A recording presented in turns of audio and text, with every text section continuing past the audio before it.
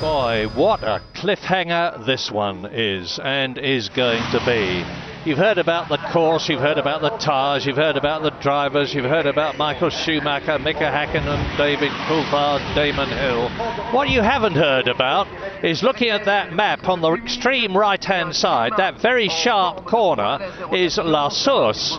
First gear, 35 miles an hour, and where the letter F is where the grid is. It's a very, very short distance to La Source, and they will all arrive there in one mighty 22-car lump, all pushing and striving, jostling for position to try and get ahead of the man in front. If you can gain places at the start, you can make your race or mar your race. And there on the front row of the grid, nearest that white line, of course, Mika Häkkinen starting in pole position for the 9th time in 13 races this year. 3 to go. His teammate David Coulthard alongside him. Damon Hill, a magnificent third, the highest he's been for Jordan, and just ahead of Michael Schumacher, who's won here 4 times, has won here 5 times actually, and one of them was disallowed. What do you think is going to happen, Martin? Well, for starters, it was significant that you saw the Mercedes-Benz safety car going around the track a few seconds ago, so it will definitely not be a pace car start as they had here last year. If you remember, it rained heavily just before the race started, and they had to start it with great caution. They've decided not to do that. It's been a big decision, just been wandering around the front end of the grid, and really there's a lot of tension down there, whether they go for intermediate tyres or whether they go for the full wets. My guess is that the Goodyear intermediate is probably slightly better. They may opt for that, they may take a gamble. I think the 2 guys on the front row will go for the full wets. We understand, of course, that Damon Hill is on the full wet tyre. It's a track where you can lose so much time. There's so many high-speed corners leading into long straights if you're on the wrong tyres. Remember, on the second lap of the race last year, Schumacher on intermediates was 10 seconds faster on that lap than the next fastest man, which was Jacques Villeneuve. So you can quite clearly see how critical that decision is. But at the same time, if you just touch one of those painted white lines or the painted curbs, they're highly glossed, or you lock a brake, you can be in the gravel trap, and you're certainly not going to score any points from there. So it's a really tough decision. It's the hardest decision you ever have to take as a Grand Prix driver sitting on the grid. You get all of the help you can from your engineer, your team boss, but at the end of the day, you're the one that's got to report back from having left the pits to form up on the grid, how much standing water there is, and how good the drainage is, how good your car feels, what's your confidence level, have you decided to stop once or twice with your fuel strategy, where are you on the grid, all of those factors. That's a full wet tyre there on the back of the McLaren.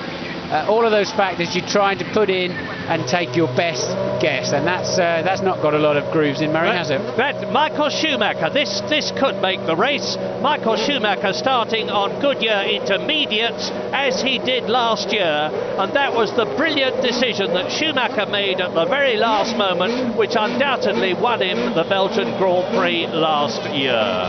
But the joker in the pack is very much Damon Hill in the yellow Jordan behind Mika Häkkinen on the left-hand side of the grid as you look at it, as they clear the grid now for the first of 45 laps. The first lap, of course, is going to be the formation lap. The race lap is 44, the race distance is 44 laps. David Coulthard there went off this morning, as he has done before in the warm-up period. Drove into the tyre wall, damaged the nose of the McLaren, but that's all history. McLaren leads away with Mika Häkkinen, David Coulthard, there's Damon Hill, Michael Schumacher. The 2 Ferraris went very well in the warm-up this morning in conditions identical to this. Michael Schumacher was 1.3 seconds faster than Mika Häkkinen, who was third, and Eddie Irvine in the second Ferrari was 0.8 of a second slower than Michael Schumacher, but second fastest. And just look at those conditions, driving into a solid wall of spray. Yes, it's actually not too bad at the moment, but bad enough that you'll want to pull out and try to get some kind of visibility at high speed. then as you brake down into the corner, the spray fades down and suddenly your whole world lights up. But if there's a lot of standing water and you're following another car closely, sometimes you can't even see your own steering wheel. James, what can you tell us about the tyre choices? Well, Martin, just before they went off, I noticed that Villeneuve-Lacey and definitely Michael Schumacher of the Goodyear runners are on the intermediate tyres. Eddie Irvine's on the full wets, and so is Damon Hill. And something, apparently there's a problem with the McLaren team. We're just trying to check out what that is. Something seems to have gone a bit wrong with one of the cars. Something may have come off. I'm just going to check that in a second. But looked to me as though both the McLarens are on the wet Bridgestone tyre. So conservative from some of them, and Schumacher obviously going for it on the intermediates. Yeah, and Schumacher is the man who can get the job done on intermediates in these weather conditions. That's Giancarlo Fisichella, who was second last year in the Benetton, and he's going to be starting from 7th place on the grid. Now, this circuit is absolutely superb. It's got gradient, it's got 200-mile-an-hour straight, it's got hairpins, it's got everything. Yes, we're led to believe that Damon has radioed back to his pits to tell them that something fell off one of the McLarens, whether it was a cover or something like that. We'll have to wait and see whether it was anything at all, because as we've already said, it's so difficult to see in these conditions.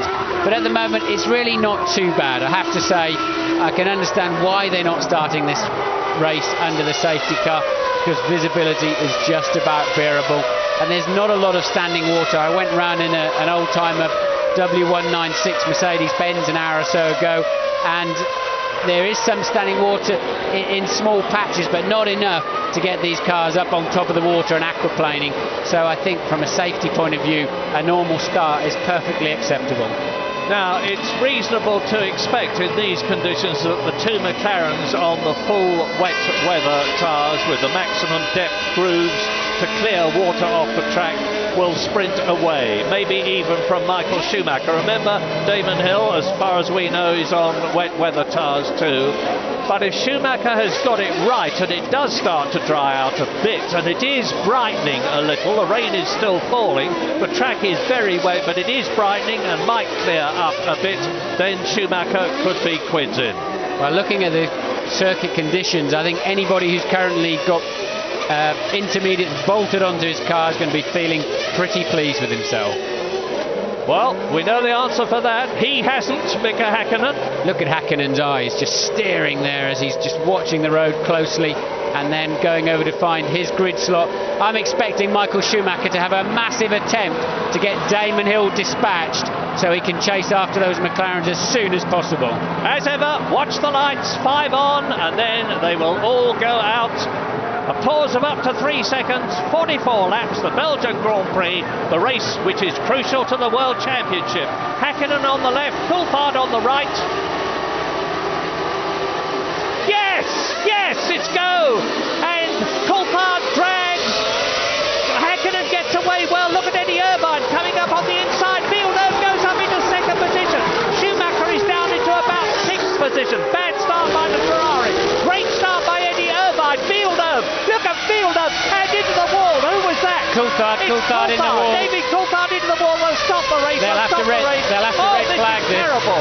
Look, this is quite appalling. This is the worst start for a Grand Prix that I have ever seen in the whole of my life. Total carnage.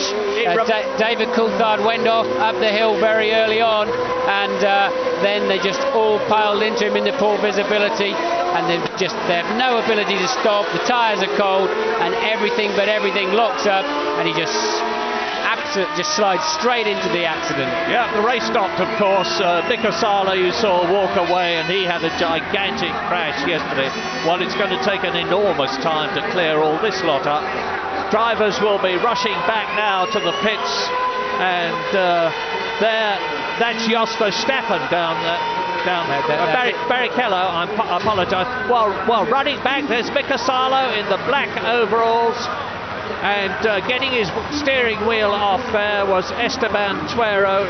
That's Takagi in the green helmet, and of course they're running back now to get into their spare cars, which won't necessarily have been set up, and if 2 cars in the same team have been damaged, it's quite conceivable that one of them won't be able to start. Yes, I think they're trying to... Eddie Irvine limping, you see, on the left. And the two Prost drivers, that's Olivier Panis, and there's Barrichello. Barrichello trying to say, look, I'm okay, I was holding my arm, but there's something red on the back of his overalls. Look, I don't know what that might be. I don't think it's blood, but there's something very much red on there. The two Prost both in the action, but Barrichello, they're saying, look, no, I'm fine, I want to get back and get into the spare car. But that is an incredible carnage. I think it started with David Coulthard getting on the power and losing the back end straight into the wall. That's Coulthard's car. But that was hit several times, Murray, after he hit the wall. Now watch it now, look, David Coulthard over on the your right of the picture, swings across and just lights up the rear wheels, had a big frontal impact into the wall anyway. And now the real action starts. David goes over to the other side, and then in the middle somebody's braking. Eddie Irvine gets caught up in the Benetton, and they just keep smashing into each other. Look at Sarlo's car, his second big accident of the weekend, and then after that, total carnage. Nothing they can do. But Rosset just smashing into the back of the lot of them. Big accident. Damon Hill got through all that lot all right. You see, there is Tuero in the background. The problem is, of course, when you're going at that speed on a slippery track and you've got no traction at all and a lot of power going through, there is absolutely nothing you can do about it. The two Prost drivers talking to each other as they're climbing up the hill. I'd be inclined to be the first one back to the pits and jump in one of them. I had this situation once at Brabham. You've got to get back and be the first one there. There's only one spare car. The spare Prost is actually set up for Jarno Trulli, who started higher on the grid. He started from 13th place on the grid, and so Olivier Panis, who was 15th, probably won't have first claim. And I doubt they'll give Irvine the spare Ferrari in case Michael Schumacher needs it on the next restart, so Irvine could well be out of this race. As Jos Verstappen drives in, we saw him just missing a bit of debris, but you noticed the right rear tyre looked to me as though he got a puncture. Olivier Panis on the right, Jarno Trulli on the left. They're both perfectly all right, mercifully. But as I say, it's all hands to the pump now for the marshals and all the people who are responsible for operating the cranes and the heavy lifting equipment, who've got to get the cars clear. Johnny Herbert running back to get in the Sauber. Now, the Sauber team have got the car set up for a Lacey, the spare one. Rubens Barrichello and Ricardo Rossi talking the two Brazilians. Yes, I do think that Barrichello is bleeding. He's cut something, but Eddie apparently not limping quite so heavily. I assume Ferrari have only one spare car here. Look at it. And I would be surprised, because we could have a replay of this in the next race, and then Michael Schumacher needs the spare car for the World Championship. So I'd be surprised if they let Irvine have that car. Well, there's no doubt about the fact that his car won't be restarting. Very, very badly damaged on the left rear. Jackie Stewart talking to Rubens Barrichello, the senior of his two drivers, and Eddie Irvine on the right talks with Jean Todt, the Ferrari team's boss. Now, what's Todt saying to Eddie Irvine? Is he saying, get in the spare car, Eddie, or is he saying, sorry, not for you? We've got to hold it for Michael. I'm not sure what the rule is on this. Can they actually stop him from taking part in the race if there's a car available for him? I doubt there is a rule to cover that eventuality. I think that'll be a team situation. Well, here we go again. Damon Hill had a very poor start in third place. Straight down towards us, you see Mika Hakkinen on in front, Eddie Irvine coming through, and Coulthard is behind Hakkinen. Eddie Irvine dives up to the right, and Villeneuve goes through on the left. Damon Hill and Ralf Schumacher turn round. Now it's at this point that David Coulthard puts the power. Watch the McLaren in the background. There he goes across the track, into the wall, across the path of Heinz-Harald Frentzen. Off go the wheels, into the Armco goes David. Damon Hill goes through. There's Eddie Irvine's Ferrari being hit by Mika Sarlo's arrows, which also hits David Coulthard's McLaren, which had already been virtually written off. Tuero just hit somebody's front wing. There's an arrows in front of us. I should think at least 10 cars have been really badly affected by that crash. It reminds me of the appalling crash at Indianapolis some years ago. But mercifully, no, Eddie looking very quiet and calm in the pits. Does that mean he's not starting, or that he's just getting himself together to restart? Well, there are other cars at the end of the pit lane. Trulli's managed to get himself in the Prost. We can see Wirtz at the end of the pit lane. ready to rejoin. They should be allowed to go round and reform on the grid, because obviously the race was stopped before the end of the first complete lap, so it's a whole new race. And now we'll have to see. I didn't see any sign of Eddie Irvine preparing to get in the T car. Normally there'd be frantic activity, and well, there's so many. That car's one of the Benettons. I thought I saw some flames in the back of it. I thought I saw some flames coming out, just creeping out behind the bodywork there. The point is that it's happened once. There's no reason, to be honest, why it shouldn't happen again. But James Allen's got some news for it. What is it, James? Well, I'm down at the scene of the accident now. There are, as I count, 9 cars that have been damaged in this incident. We've got obviously Arrows, we've seen a Prost. Both the Tyrrells seem to have been pretty badly smacked up. One of the Stewarts, one of the Benettons is there as well. But it's worth making the point that it seems that none of the drivers are still in the cars. They all seem to have got out and have made their way back to the pits by the medical centre, no doubt. And also we saw some bits flying off some of the cars up towards the debris fence, where there's a great big crowd, of course, on the outside of the straight. And looking across into the grandstands, it looks to me, and I'm very glad to tell you this, that no one in the grandstands appears to have been hit by any flying debris. Well, Ron Dennis there talking to David Coulthard. I won't say David caused it, but it certainly all happened after he went off the track. First of all to his right and then to his left. But he's zipping up his overalls again, getting ready to get into the spare McLaren. That was a very big first impact there for David Coulthard. Obviously lit up the rear tyres, went straight across the road and head first into the wall. Just a pure concrete wall there. This is the other side of the track where he ended up. And then another car hit him. Salo's car hit him very, very hard. One guy who did a good job in there was Ralph Schumacher. He managed to stay at the back of it all, and hopefully he escaped completely undamaged.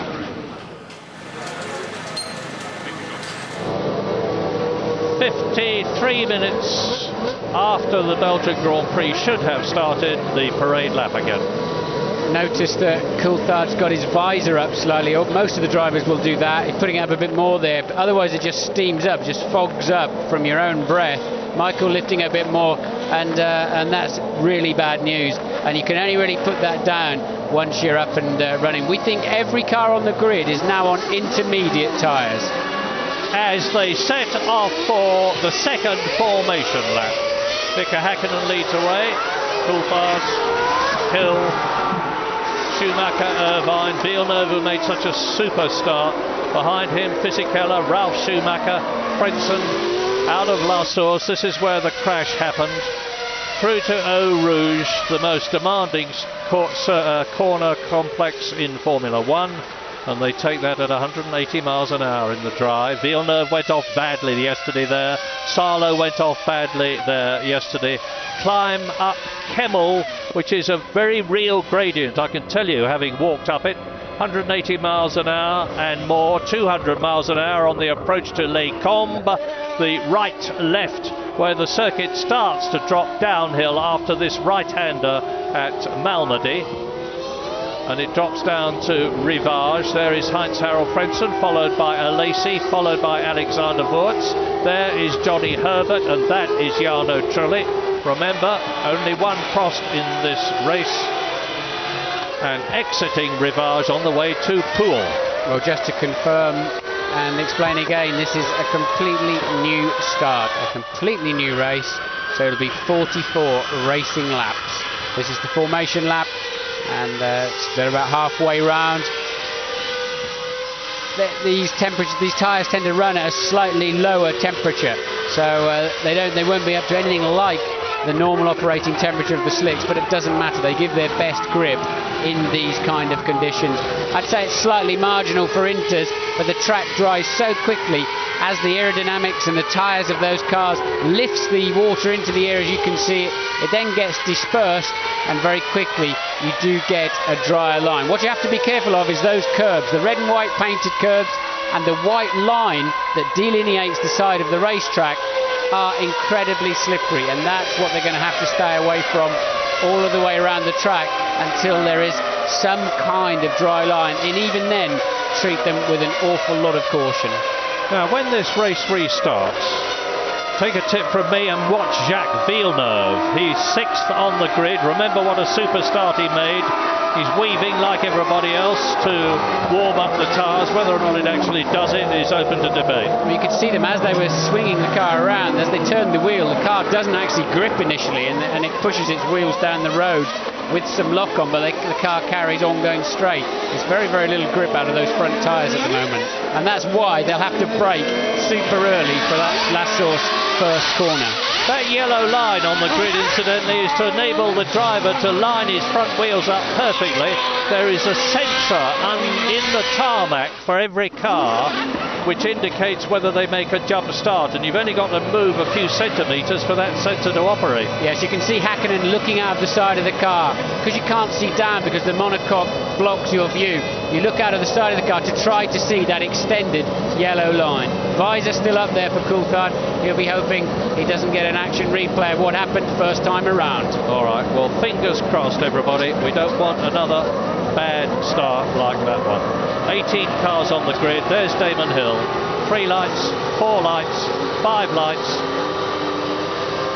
Go, go, go, go! Häkkinen leads away again. Irvine again comes up the left. Damon Hill has made an excellent start and leads! And leads! Damon Hill gets ahead of everybody at Lassour's. Schumacher going round the outside. Oh, and Häkkinen's and spinning Häkkinen. Schumacher hit Häkkinen. And Herbert has hit Häkkinen. Now, I can't believe they're not going to have to stop the race again. They've got 3 minutes to get that out of the way, but there's no spare car for Häkkinen. He'll have to take, even if they do stop it, he'll have to take, he's saying he's okay, but he'll have to take Coulthard's car back in that respect. But at the moment, no sign of the red flags as Michael Schumacher comes up the inside of Eddie Irvine. And takes second place. So now the battle is on between Damon Hill and Michael Schumacher, but is the race going to be stopped? There is no indication of it on our monitors, and we normally get a very quick indication. Mika Häkkinen walks away. That's the World Championship leader. He's not getting... And now goes Coulthard. Coulthard is off, and one of the Benettons. This is terrible for the McLaren team. David Coulthard has kept the engine running, and Schumacher is up with Damon Hill. The Ferraris are second and third, and Damon leads a race for the first time since Hungary last year in the Arrows. What's absolutely clear to me is that the Bridgestone intermediates are not working at all well. There you see Coulthard and one of the Benettons both on the Bridgestone Inters off the road. But at the moment, both Hill and Schumacher's car appearing to work well. Michael looking the faster. And remember the way these two are old rivals. Safety car's on the track. The safety car is on the track. They're going to have to line up behind the safety car. That is a good decision, in my opinion. There is the safety car. There will be yellow flags round the course to warn the drivers to slow down. Mika Häkkinen disconsolately moves, and ironically, it was his World Championship rival Michael Schumacher who hit him and took him out of the race. And now David Coulthard is back on the track. David Coulthard has rejoined the race. Recovered from that gravel trap. You saw him reversing gently out. Safety car's good news for him. It's a bit like Austria. He's going to end up at the back of the field. But Häkkinen gets away very, very well, it appears. But Hill made a super start. Coulthard a poor start. And Hill goes down the outside, squeezes Häkkinen and brakes later. Häkkinen very, very cautious there.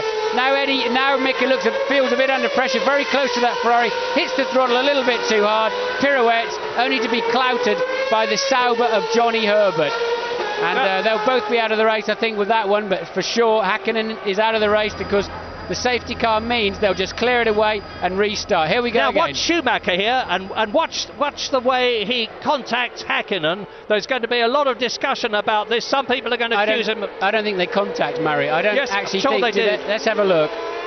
It's coming out of Lassour's. You see there. Oh, come on. Well, now they're removing. Oh, well done, well done, well done. They've got the car out of the way. Thank heavens the race isn't being stopped. Here's Wurz and Coulthard going off.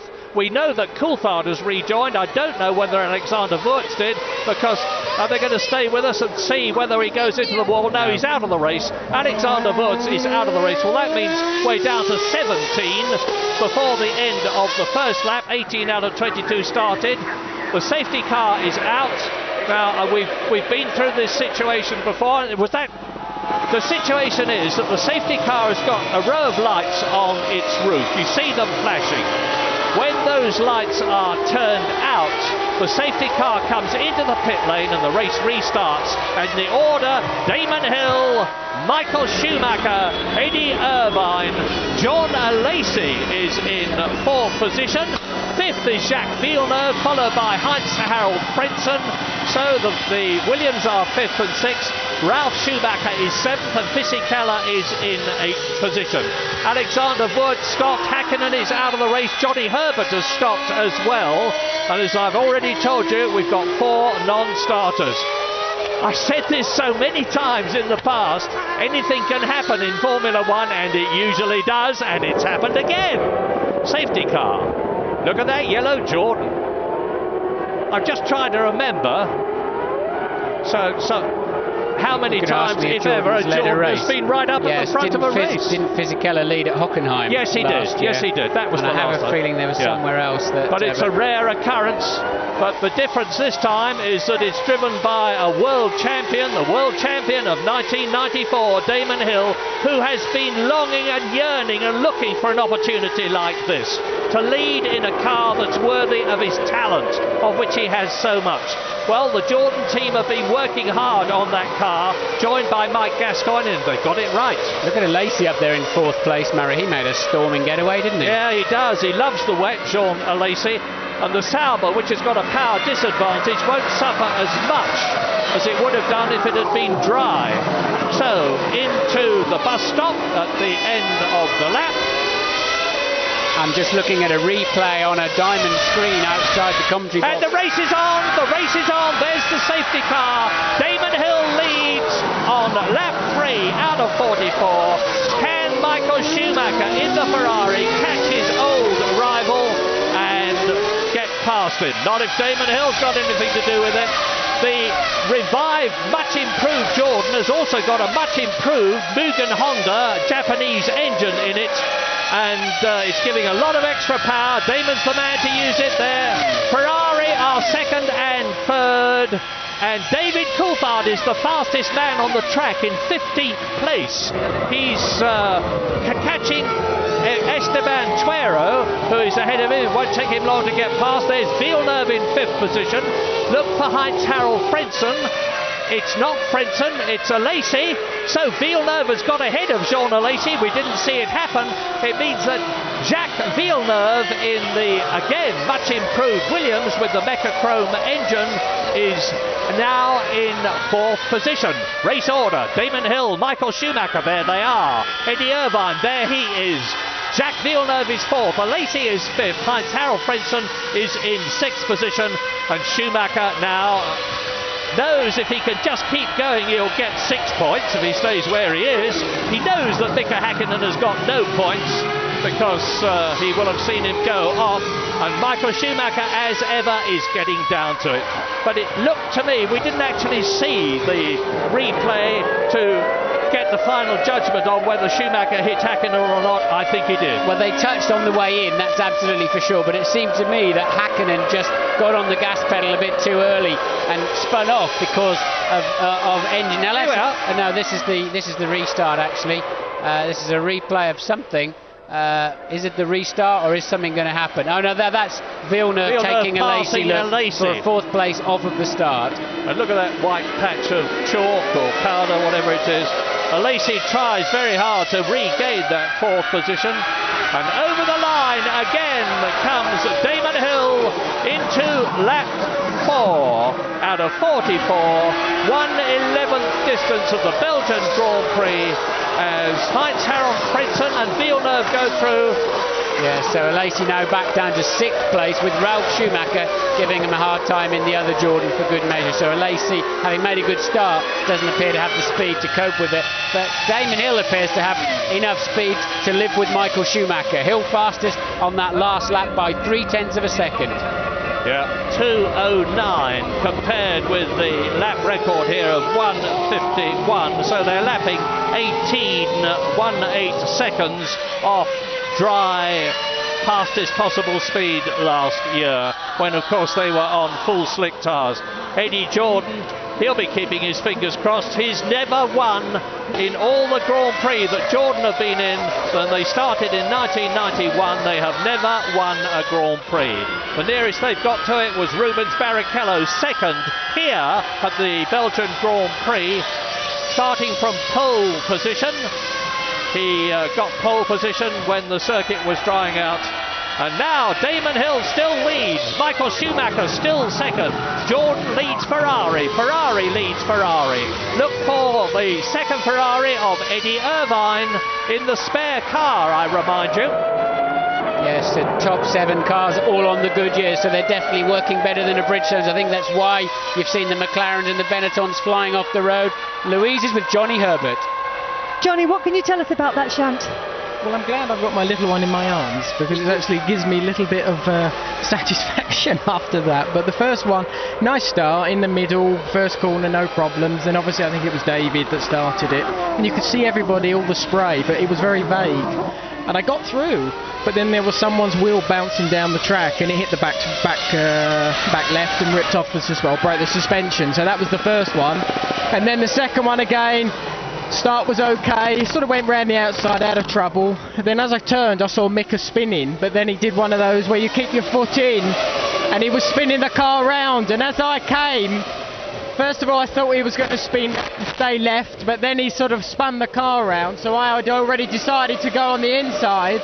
But as I was trying to go on the inside and he was spinning the car, we actually, the rear of the cars clashed. So that was it. I'm glad to see you're all right, Johnny. Okay, thanks.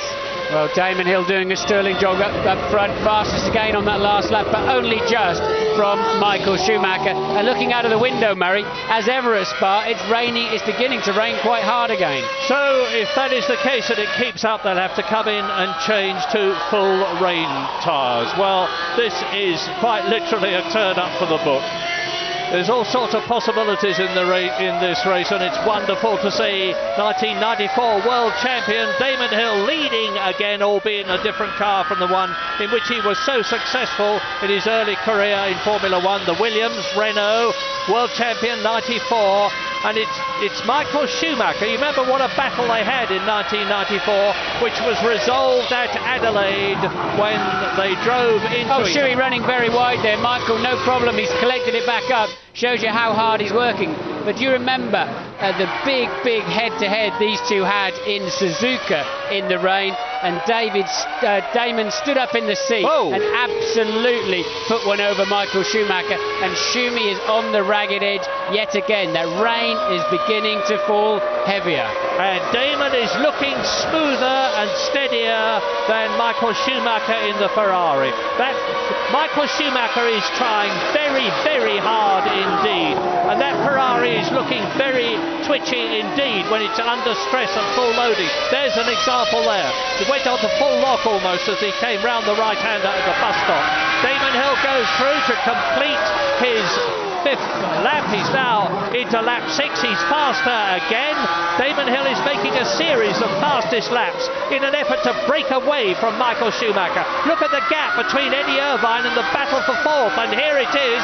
The battle for 4th is led by Frentzen, then Lacey. Villeneuve has slipped back, and that's Schumacher Ralph. I think Villeneuve just spun coming out of the bus stop. Maybe we'll see a replay, but I believe Villeneuve got on the power too early coming out of the bus stop and did a quick 360.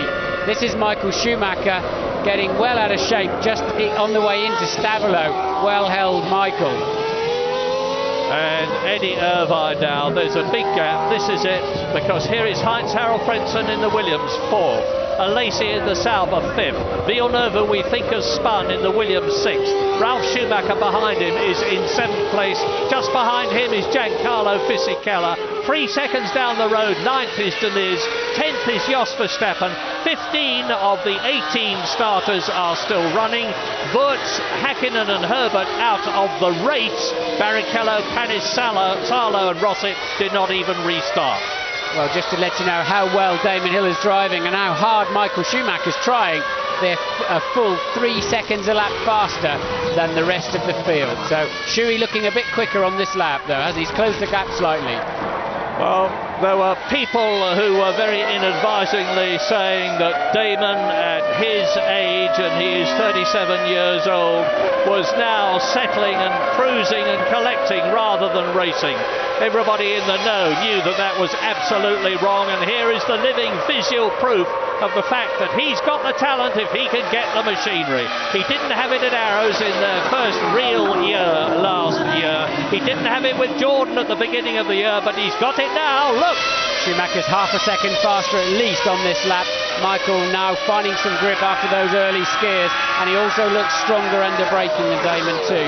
So now the gap, he ended up a full 7/10 faster than Damon. Damon ran wide there. Yes, no problem. Damon will get on the power early. It all evens out, but Michael clearly now the faster of the two. Now these two had a terrific scrap when Schumacher was in the Benetton and Damon Hill was in the Williams, and at Les Combes, which they're going to be approaching soon, they literally had a wheel banging. And it was at this right to left that they're coming up to now. Michael Schumacher tried to dive through on the inside, as he was trying to do there, but no way of getting through. They banged wheels and Schumacher got through, and Damon understandably was very angry indeed. So we're now on lap 7 out of 44 of the Belgian Grand Prix at Spa. Michael Schumacher, the fastest man on the track at the moment. He's gone round in 2 minutes 5.4 seconds. And James Allen has got news about Häkkinen and Schumacher. What happened, James? Well, Murray, you're sure that they touched. Martin's not so sure. I'm not so sure either, but I just grabbed a quick word with Mika Häkkinen. He wasn't willing to do an interview for us because he's so incredibly upset by what happened. But I did catch a word with him. I said, did Schumacher touch you? And he said, for sure he touched me. I went down to Ferrari, I checked with them. They say, we don't think so. We're pretty sure he didn't. And Michael certainly hasn't said anything on the radio, so watch this space. I'm still absolutely convinced they did touch, Murray. You were right on the way in, but I don't think that's why. Look, there's something happening here on a replay. I think that's the earlier replay of Villeneuve getting it wrong, coming out of the bus stop. We talked about that a little while ago, and he did well to keep that all within the barriers, actually. But then I do believe that Häkkinen got on the power, got a little bit flustered, got on the power too early on the way out and spun by himself. Well, we'll find out later. It's academic now, sadly, from Mika Häkkinen's point of view. And Damon Hill just twitches the Jordan a bit on the approach to the bus stop. You don't need me to tell you how close Schumacher is to him in terms of time. It's distance that matters, and it's mighty, mighty close. With Schumacher, well, I've said this many times before, catching is one thing, getting past is another. They're in two very closely matched cars, and they're drivers of equal talent. One of them has got to make a mistake. Yes, and I think it's going to be Damon locking a brake somewhere. His car's not slowing down as well as Michael Schumacher's. And I think sooner or later Schumi's going to get close enough and he'll be able to outbrake the Jordan. On that last lap again, Schumi was 4 or 5 tenths of a second faster, but now he's actually got to do some passing. And apparently Fisichella has gone off the track somewhere or other, which makes sense. Yes, he was, because he's now down in 8th position. Well, all of the Bridgestone runners are struggling. They're a full 6 seconds a lap slower. The fastest Bridgestone runners doing a 2:12, Hill and Schumacher 2:05. So Coulthard back in 14th place, also on a 2:12, but clearly those inter-Bridgestones just not working, and I think that's another strong reason why Häkkinen spun off on the first lap, as did Coulthard and Wirtz. Well, Bridgestone dominated the first 6 races of the year. Goodyear have said they're pulling out of Formula One at the end of this season. Everybody hopes they will not, and if success is what they're looking for, they're certainly getting it, because Michael Schumacher he's had 4 wins recently, and Goodyear certainly look as though they're going to win this race at the moment. Well, let's just think of the psychology here. Damon Hill desperately wants to win this race. He hasn't won a race since 1996, unlucky at Arrows in Hungary last year. Michael Schumacher needs the World Championship points. I think Michael will be thinking, I'm not going to take a wild move to get past this man. I've got a long afternoon ahead of me. I'll take him as and when I can. But here's a good chance. He got a much better run out of Blanchimont, up the inside into the bus stop. He has track position, squeezes Damon over a little bit. Michael Schumacher attacks textbook overtaking opportunity as he came out of that 6th gear Blanchimont corner. Much better. And that means to say that if Michael Schumacher can stay where he is, and yes, I know there's a long way to go because this is only lap 9. Here's a replay. Watch Damon Hill. He tries to protect his position, but Michael Schumacher, you just got to give him the smell of an oily rag when there's a chance of getting through, and he'll be there. You see, he has forced Damon Hill wide. Michael Schumacher is able to take the right line into the bus stop. Damon Hill has to defer or go off the track and damage his car. He does that. Michael Schumacher leads in Belgium, and if he can stay there to the end of the race, he will take the lead in the World Championship. A most incredible situation. He's 7 points behind Mika Häkkinen at the present moment. Mika Häkkinen is out of the race, will score no points. If Michael Schumacher can win, long way to go, he'll get 10 points and he would be in front of Häkkinen by 3 points, with just the Italian Grand Prix, the Luxembourg Grand Prix and the Japanese Grand Prix to come. Michael getting well up on the curbs there, taking risks. I don't think he needs to take at the moment, but that's not the man's style. That was a great overtaking manoeuvre on Damon. No risk there, because if you do lock a wheel, at least you can go down the pit lane. But he quite clearly put his car in a position where he had the track position. Damon couldn't turn in. Michael now happily on his way, thinking of pit strategy now. 44 lap race. If they're two stopping, they'll come in around lap 15. Normally in the rain, you put as much fuel in as you can so that you can be sure to have a wider window if the track starts to dry out. At the moment, it's certainly not drying out. It's raining even harder, and I think they'll two-stop. And look at the way Damon Hill is dropping back. David Coulthard is in 14th place now. Remember, he went off the track with Alexander Wurz, who was retired. He rejoined after reversing through the gravel trap. He was lucky to keep the engine running. Never mind, get the traction to get out. And he's now past Esteban Tuero, and he's up into 14th position. And out goes another one. It's the steward, the sole steward of Jos Verstappen, because remember, Rubens Barrichello failed to restart the Belgian Grand Prix because he had damaged his elbow. So both stewards out of the race. A twitchy looking Michael Schumacher as he went out of La Source. He kept the Ferrari under control. He's now 5 seconds ahead of Damon Hill. It looks as though we're going to see another one of these incredible, masterful Michael Schumacher wet weather drives.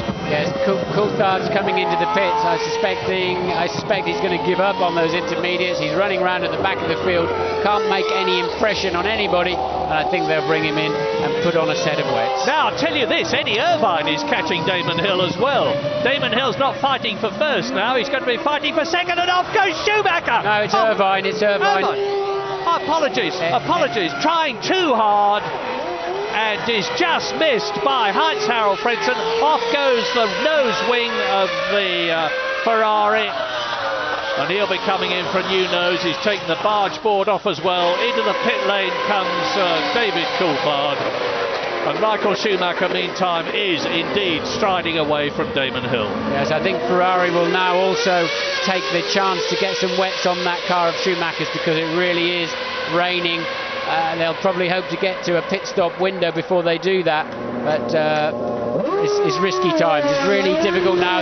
It's such a long lap here. It's so long before you come, well over 2 minutes before you come around again, that the track can change in that time. Every corner is a new adventure on every lap. So Michael Schumacher back in, and maligned by me, and I apologise to him. Michael Schumacher comes into the bus stop for the 10th time. 44 laps, he's got a large number still to do, no sign of him coming in. He's like Senna, he can keep going on intermediate tyres in wet conditions far longer than most people can. Yes, Irvine's had that problem on the way into Lecombe and ended up running over his own nose as he went over the bumpy bit of grass. I think he outbraked himself at the end of the straight and just went straight across the grass. Normally it doesn't take your nose off there, I'm surprised actually, but then they'll have a job getting that out from underneath actually. Yeah, there'll be a lot of muscle power applied to it, mechanics catching hold of the suspension on either side. And now into the pit lane comes Eddie Irvine, and we're going to see how they cope with it. James Allen is right down there. Yeah, they're definitely going to put full wets on this car, Murray. Ross Braun, the technical director, is standing by to assess any further damage. Now just watch you guys at home how quickly they can change a nose on a Formula 1 car. They can do an engine in an hour, but look how quickly they can do a nose. Now, of course, the decision to put this car onto wets reflects on Michael Schumacher's situation. He's out there going hell for leather on the intermediate tyres. We reckon he's got a reasonable amount of fuel on board, and I agree with Martin. I think he's hoping to do this race in 2 stops. Well, it looks as though Eddie Irvine is going to rejoin in 11th position. Takagi has just gone through and he was in 10th place. Can he scramble out before Nakano? Yes, he has done so. So on full wet tyres, which are undoubtedly the thing to have at the moment if you're not Michael Schumacher, there he is. Eddie Irvine rejoins in 11th place, and Michael Schumacher now leads Damon Hill by 7.1 seconds. Of course, the pressure is off Damon from Eddie Irvine. Heinz-Harald Frentzen is third now in the Williams. Another car off there. It's one of the Tyrrells. I think it was Rosset. The Tyrrell, Takagi. Yes, the only one left. You're right, Murray. And let's have a look. What does he do? He loses it coming out of La Source hairpin and straight into the wall. And this is the penalty, of course, of being inexperienced in wet conditions on intermediate tyres, which Takagi is. It's the first time he's driven at Spa, and it's probably the first time he's driven in conditions like this on tyres like those. So both Tyrrell sadly out of the race. Eddie Irvine rejoins. There he is on the track. Race order on lap 12 at the moment. Damon Hill is 9 seconds behind Schumacher, 15 ahead of Frentzen. Frentzen is 7 seconds ahead of Alesi. Alesi is 4 seconds ahead of Villeneuve in 5th place. Ralf Schumacher is 6th, 2 seconds behind Villeneuve and catching him. Eddie Irvine, who was 7th, is now down to 11th position. So Fisichella is 7th. Deniz is 8th. Trulli has moved up into 9th position now that Takagi is out, and 10th is Irvine. Jordan Mechanics and into ready. The pits comes Schumacher, Ralf Schumacher from 6th, who's going on to soft, wet tyres, we are told.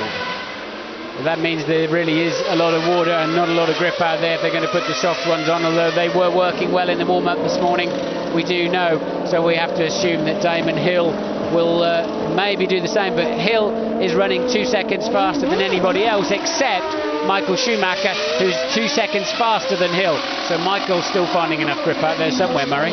Yeah, interestingly that when Michael Schumacher went off in 1994 in the Benetton, he actually won the race, but because he had damaged the wooden plank which is underneath every car, they judged that the car was too close to the ground, which gave him a benefit, and he was excluded. But he's had a fantastic record here in Belgium.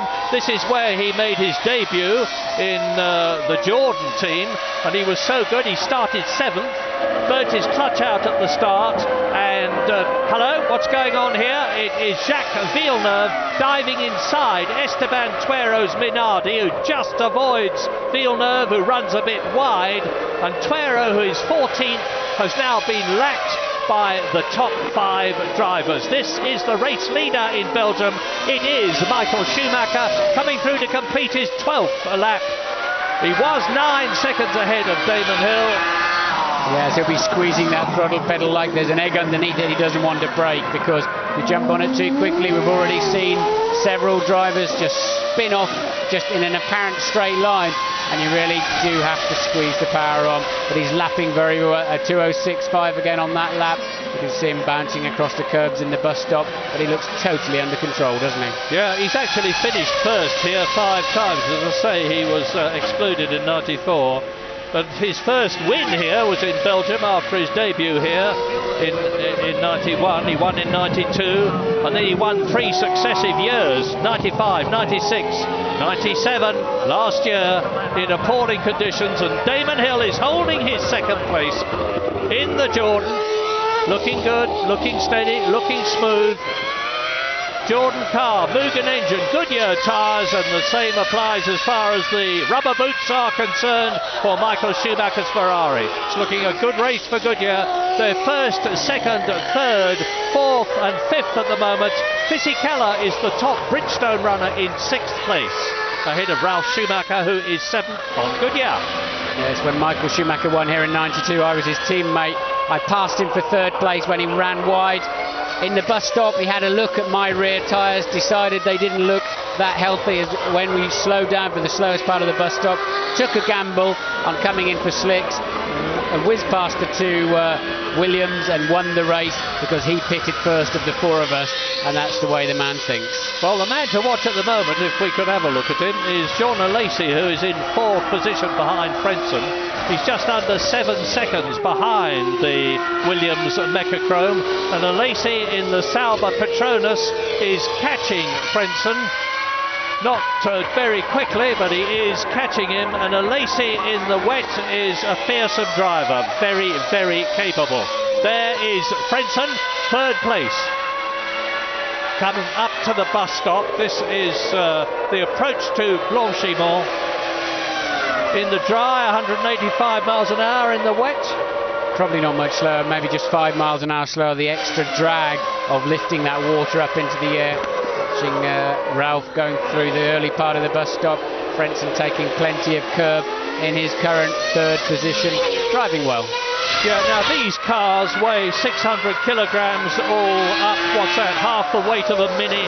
Their engines produce some 750 horsepower at 6,000 RPM. And in conditions like this, if they are not supermen, to stay on the track as much as they are doing, as quickly as they are going, I am very much mistaken. As Heinz-Harald Frentzen climbs out of Eau Rouge, up Kemmel again. This is his 14th lap. There's a comparison between Michael Schumacher fastest and Frentzen, and you can see that Schumacher is lapping some 2 to 3 seconds a lap faster than his German countryman, whose future is in doubt. Frentzen, that is. There is Alesi, fourth. Now Alesi has got the cap down another 1/10 of a second, from 6.7 seconds to 6.6 seconds. He's the most experienced driver in Formula One, is Jean Alesi. This is he's coming up to 150 Grand Prix. This is his 148th. Having driven for years for Ferrari, won his only Grand Prix for Ferrari in Canada in most emotional circumstances. Car number 27, which was the great Gilles Villeneuve's number. And then Alesi left Ferrari, went to Benetton, 2 years. Now he's with Sauber. Seems to be very happy there and going well. Now we're on lap 14, so there's still 30 laps to go. It's roughly 1/3 distance. We haven't had any fuel stops yet. Yes, we've had Ralf Schumacher in. We've had Eddie Irvine in for a new nose cone. Esteban Tuero has been in, and so has David Coulthard, but we haven't had any of the expected tyre and fuel stops. And Frentzen has been in the gravel. Now Frentzen was in third place. He should be that now. Where is Alesi? That is Alesi. I can't tell you whether he's gone ahead of Frentzen, but I suspect he has. I think he has, because Frentzen spent 10 seconds extra in the mid-section than Alesi, and he was 6.6 behind as Verstappen makes his way back to the pit. So Frentzen, we believe, has dropped back. Yes, yeah, Alesi takes third. We're expecting Frentzen in the pits for possibly a set of wets. That should be presumably Villeneuve coming into view there. No, Frentzen has decided to carry on. So Frentzen not choosing to come in the pits on that lap. He's got a little bit further to go before the fuel window. And if they're going to two-stop, they've got to be doing it soon. If they're going to two-stop, they should be coming in round about lap 15. Laps 15 and 30 in this 45-lap race. Incidentally, John Alesi was running second in Belgium for a long, long time in the Sauber last year, until he had a mechanical problem, which let Giancarlo Fisichella through into second position. But here is the recovered Heinz-Harald Frentzen, and the gap, which was 6.7 seconds between Alesi and Frentzen, is still 6.7 seconds, but the other way round. Alesi is third and Frentzen is fourth. Michael Schumacher 4 seconds faster. Look, he's locked the front wheel again. That's the corner he went off on the last lap. Got away with it this time, but Michael Schumacher, 4 seconds faster than Hill, second place man on the last lap, now leads by 16 seconds. And Lacey is catching Hill, not quickly, but at the rate of 0.6 of a second a lap. The gap between them is 22 seconds. Damon Hill is safe at the moment, but if Lacey keeps on going, he's going to be very, very much closer. Schumacher leads, Hill is second, Lacey is third. Frentzen, there he is in fourth position. Jacques Villeneuve is in fifth position, 4.5 seconds behind his teammate. Fisichella is sixth and catching Villeneuve. Okay, Michael Schumacher now down in the 2-minute 13s. It really is raining. It's time for a set of wets. I really think it's time for a set of wets for that leading Ferrari, because if he's losing 4-5 seconds a lap, that means we're getting some standing water. You can see for yourself how much greyer it is, how much more spray it is. This is a tricky time. Yeah, well, if he was on a two-stop strategy, and I think he was, he can come in any time now without losing anything at all. He came in on lap 14 last year. He made 2 stops, and interestingly enough, last year he came in and changed from intermediates to slicks, because at this time in the race last year things were beginning to dry out. Quite the reverse to now. And Michael Schumacher is leading Damon Hill by 18 seconds now. And there are the 2 Williams. Frentzen in front of Villeneuve. They're 4th and 5th. And Villeneuve is catching Heinz-Harald Frentzen at the rate of 1.3 seconds a lap. The gap is 3 seconds, so he's going to be right with his teammate Frentzen in just a couple of laps, maybe even less. And we're expecting Michael Schumacher into the pits. I can't see the pit lane from here, but no doubt we will get a shot of the mechanics coming out. They're not allowed to come out until the lap that the driver is actually coming in. And we're expecting Damon Hill in at the same time. I think it's the right time. It's the right time to get some wets on. It's too risky now. It can sometimes be out of the driver's hands there. Just catch the water slightly wrong, and the thing will be in the wall. It's just not worth the risk for Michael Schumacher with both McLarens out of play. Well, you can see that Villeneuve there is making a much better fist of the wet conditions than Heinz-Harald Frentzen, his teammate, is. I said it would be a couple of laps. It's more like half a lap at the moment, because Villeneuve is right up with Frentzen. And the question is Frentzen going to move over and let him through? There's absolutely no reason why he should. Here is Michael Schumacher, race leader, coming in for the first tyre change of a top man. James Allen is there. Yes, here comes the race leader. Martin, you know, I think Ross Brawn must have been listening to you, because about 10 seconds after you said, right, it's time for Shuey to come in, Ross looked at the timing screens and gave a big jerk with his thumb. Bring him in, he said, bring him in. And very calm work by the Ferrari crew. Perilous waters ahead for many other people. It's 8.3 seconds, bit of a slow takeoff, and he was lucky also that Damon and Fisichella weren't in the pits at the same time, but he's back out again. Meanwhile, Damon coming in as well. Yep, Damon Hill into, now it was 8.3 seconds for Michael Schumacher. Is Damon going to lose any time, and is Lacey going to catch him? I don't think so, because Lacey was 23 seconds behind him. They've got a spanner caught in the front wing. It looked as if they were hoping to adjust. Maybe they did adjust the front wing on Damon Hill's car. Whatever, the tool got stuck in the nut or the bolt head, and it didn't work out at all. And I don't actually think they changed anything. But as Fisichella comes into the pits, and Lacey in. Now Lacey is third, Fisichella is sixth, and Damon Hill has rejoined, obviously, with Lacey in the pits, still in second position as Heinz-Harald Frentzen comes in. Well, they're all going to be coming in now. They all started on intermediates. The time is right for wets, as Martin forecast, and they're all confirming. Fisichella having a very long stop. There's obviously something amiss other than tyres and wheels changing. Yes, they did manage to get 3 clicks of downforce apparently on the front wing of Damon Hill. They increased the wing angle. Obviously he's got not as much front wing as he wants, so he's put a bit on. The problem that we came in late on was they couldn't get the Allen key out of the bolt, and that's a red car in the wall there. Is it a Williams? It's Villeneuve. It's Villeneuve. Well, if this is a replay, it's Villeneuve going off. Indeed it is. Jacques Villeneuve, who's just come in for new tyres and wheels. Now, is that him getting over the fence in the background? I think it is. Yeah, see, he hadn't been in, had he? Villeneuve was effectively leading the race because he hadn't been in. but that's what happens. He touched the brakes on the inters, too much standing water. We saw Coulthard do the same thing at the British Grand Prix, and you go straight to the scene of the accident. Why are they all pointing up the track, I wonder? It looks to me as though there's something else up there as well that we can't see. They're not looking at Villeneuve at all. This reminds me about the famous Fangio incident at Monaco, when Fangio saw the people looking the wrong way and used... Oh, there's Villeneuve, he's getting out of the car. He just sat there for a while to get himself together. Difficult moment when you go off in a place like that, hitting water. The chances are somebody else can do the same thing. I used to get out of there rather than sit and chat away on the radio. But Michael Schumacher absolutely flying. Now his car's on full wets. I mean, he's just not backing off at all. He is absolutely going for it. His outlap is 3 seconds faster in the first section than any of his competitors. Absolutely incredible. Michael has got so much confidence.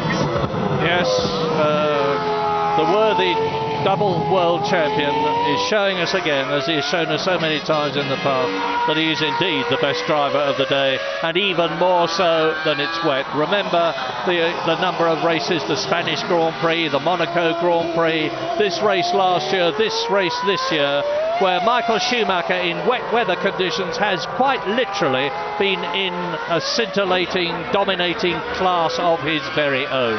He's on lap 18 out of 44 now.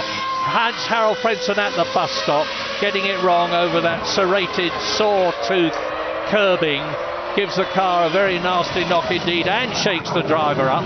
But he's still running, of course. He's in 5th position with Villeneuve out of the race. There are now 12 of the competitors left.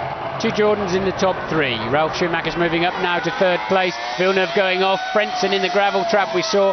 I don't know what happened on Alesi's pit stop, but Ralf Schumacher's now moved up into 3rd place. So Michael Schumacher, Damon Hill, Ralf Schumacher, Alesi, Frentzen, and Eddie Irvine, amazingly, still in the top 6. Well, Jacques Villeneuve is certainly going to remember, there he is, Spa 1998, that absolutely enormous 190-mile-an-hour crash at Eau Rouge, which completely destroyed the Williams and left him unscathed on Friday.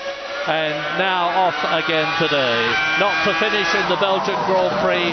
No points for him. The Williams was getting better and is better. Michael locking the rear wheels on the downshift into La Source, corrected it nicely. Not a big drama, but that'll catch his attention. Now he's 22 seconds, Michael Schumacher, ahead of Damon Hill that you are looking at. Hill is 22 seconds ahead of his teammate, Ralf Schumacher. And Damon Hill going extremely well.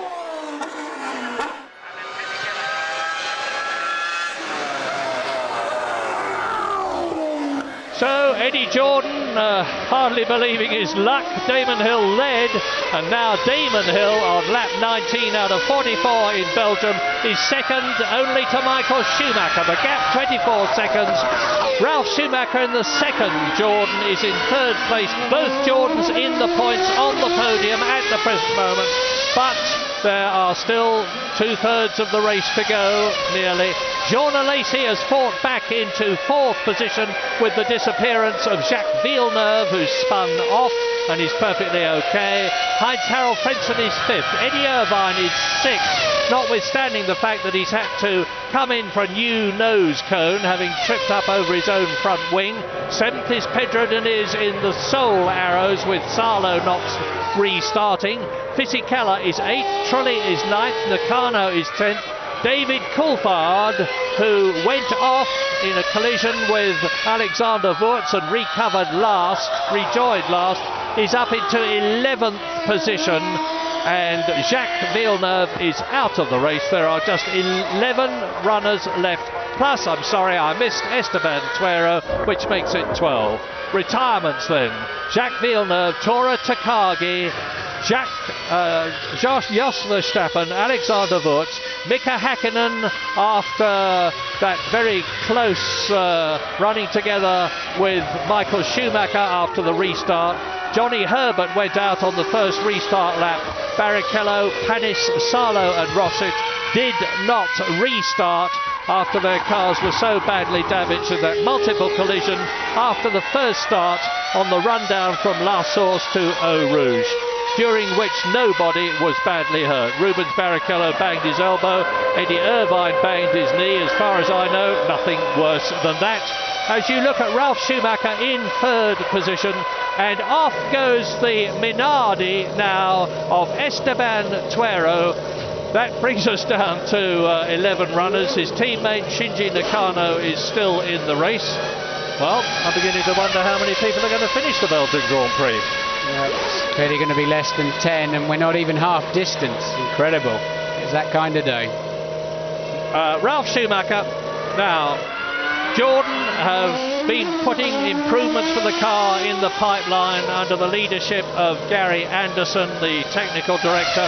The team has been joined by Mike Gascoigne from the Tyrrell team to work with Gary Anderson on the technical side, and it looks like things are really working.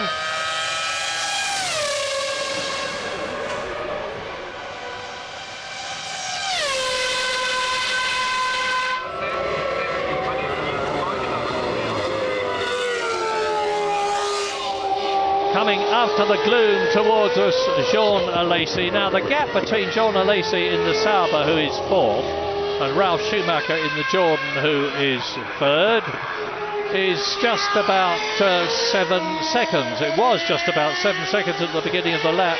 Visually, it looks less than that to me now. With Frentzen, both the Ferraris still running, both the Jordans still running. Only one Sauber is left. Johnny Herbert out of the race a long time ago. Only one Jordan left because Wurz is out of the race a long time ago. Fisichella still in it. Only one Arrows because Salo didn't start the race. Only one Prost because Panis didn't start the race. Only one McLaren because although they both started, Mika Häkkinen was very soon out. And this World Championship, which started looking right up to, well, this race as though Mika Häkkinen was going to be the world champion, although very closely challenged by Michael Schumacher, is, as I said just before this race began, developing into a real cliffhanger. Because if Michael Schumacher can stay where he is now, he's on lap 21, coming up to half distance, lap 22 out of 44. There is the race leader. He will have 10 World Championship points in the bag for a 6th victory to equal the number of victories that Mika Häkkinen has got this season. But most importantly, from Schumacher's point of view, he will be taking the lead in the World Championship by 3 points. Now, I emphasise as ever, that's where incidentally Schumacher went off in the Ferrari very badly a couple of years ago. I emphasise as ever, but if is a big word in Formula One.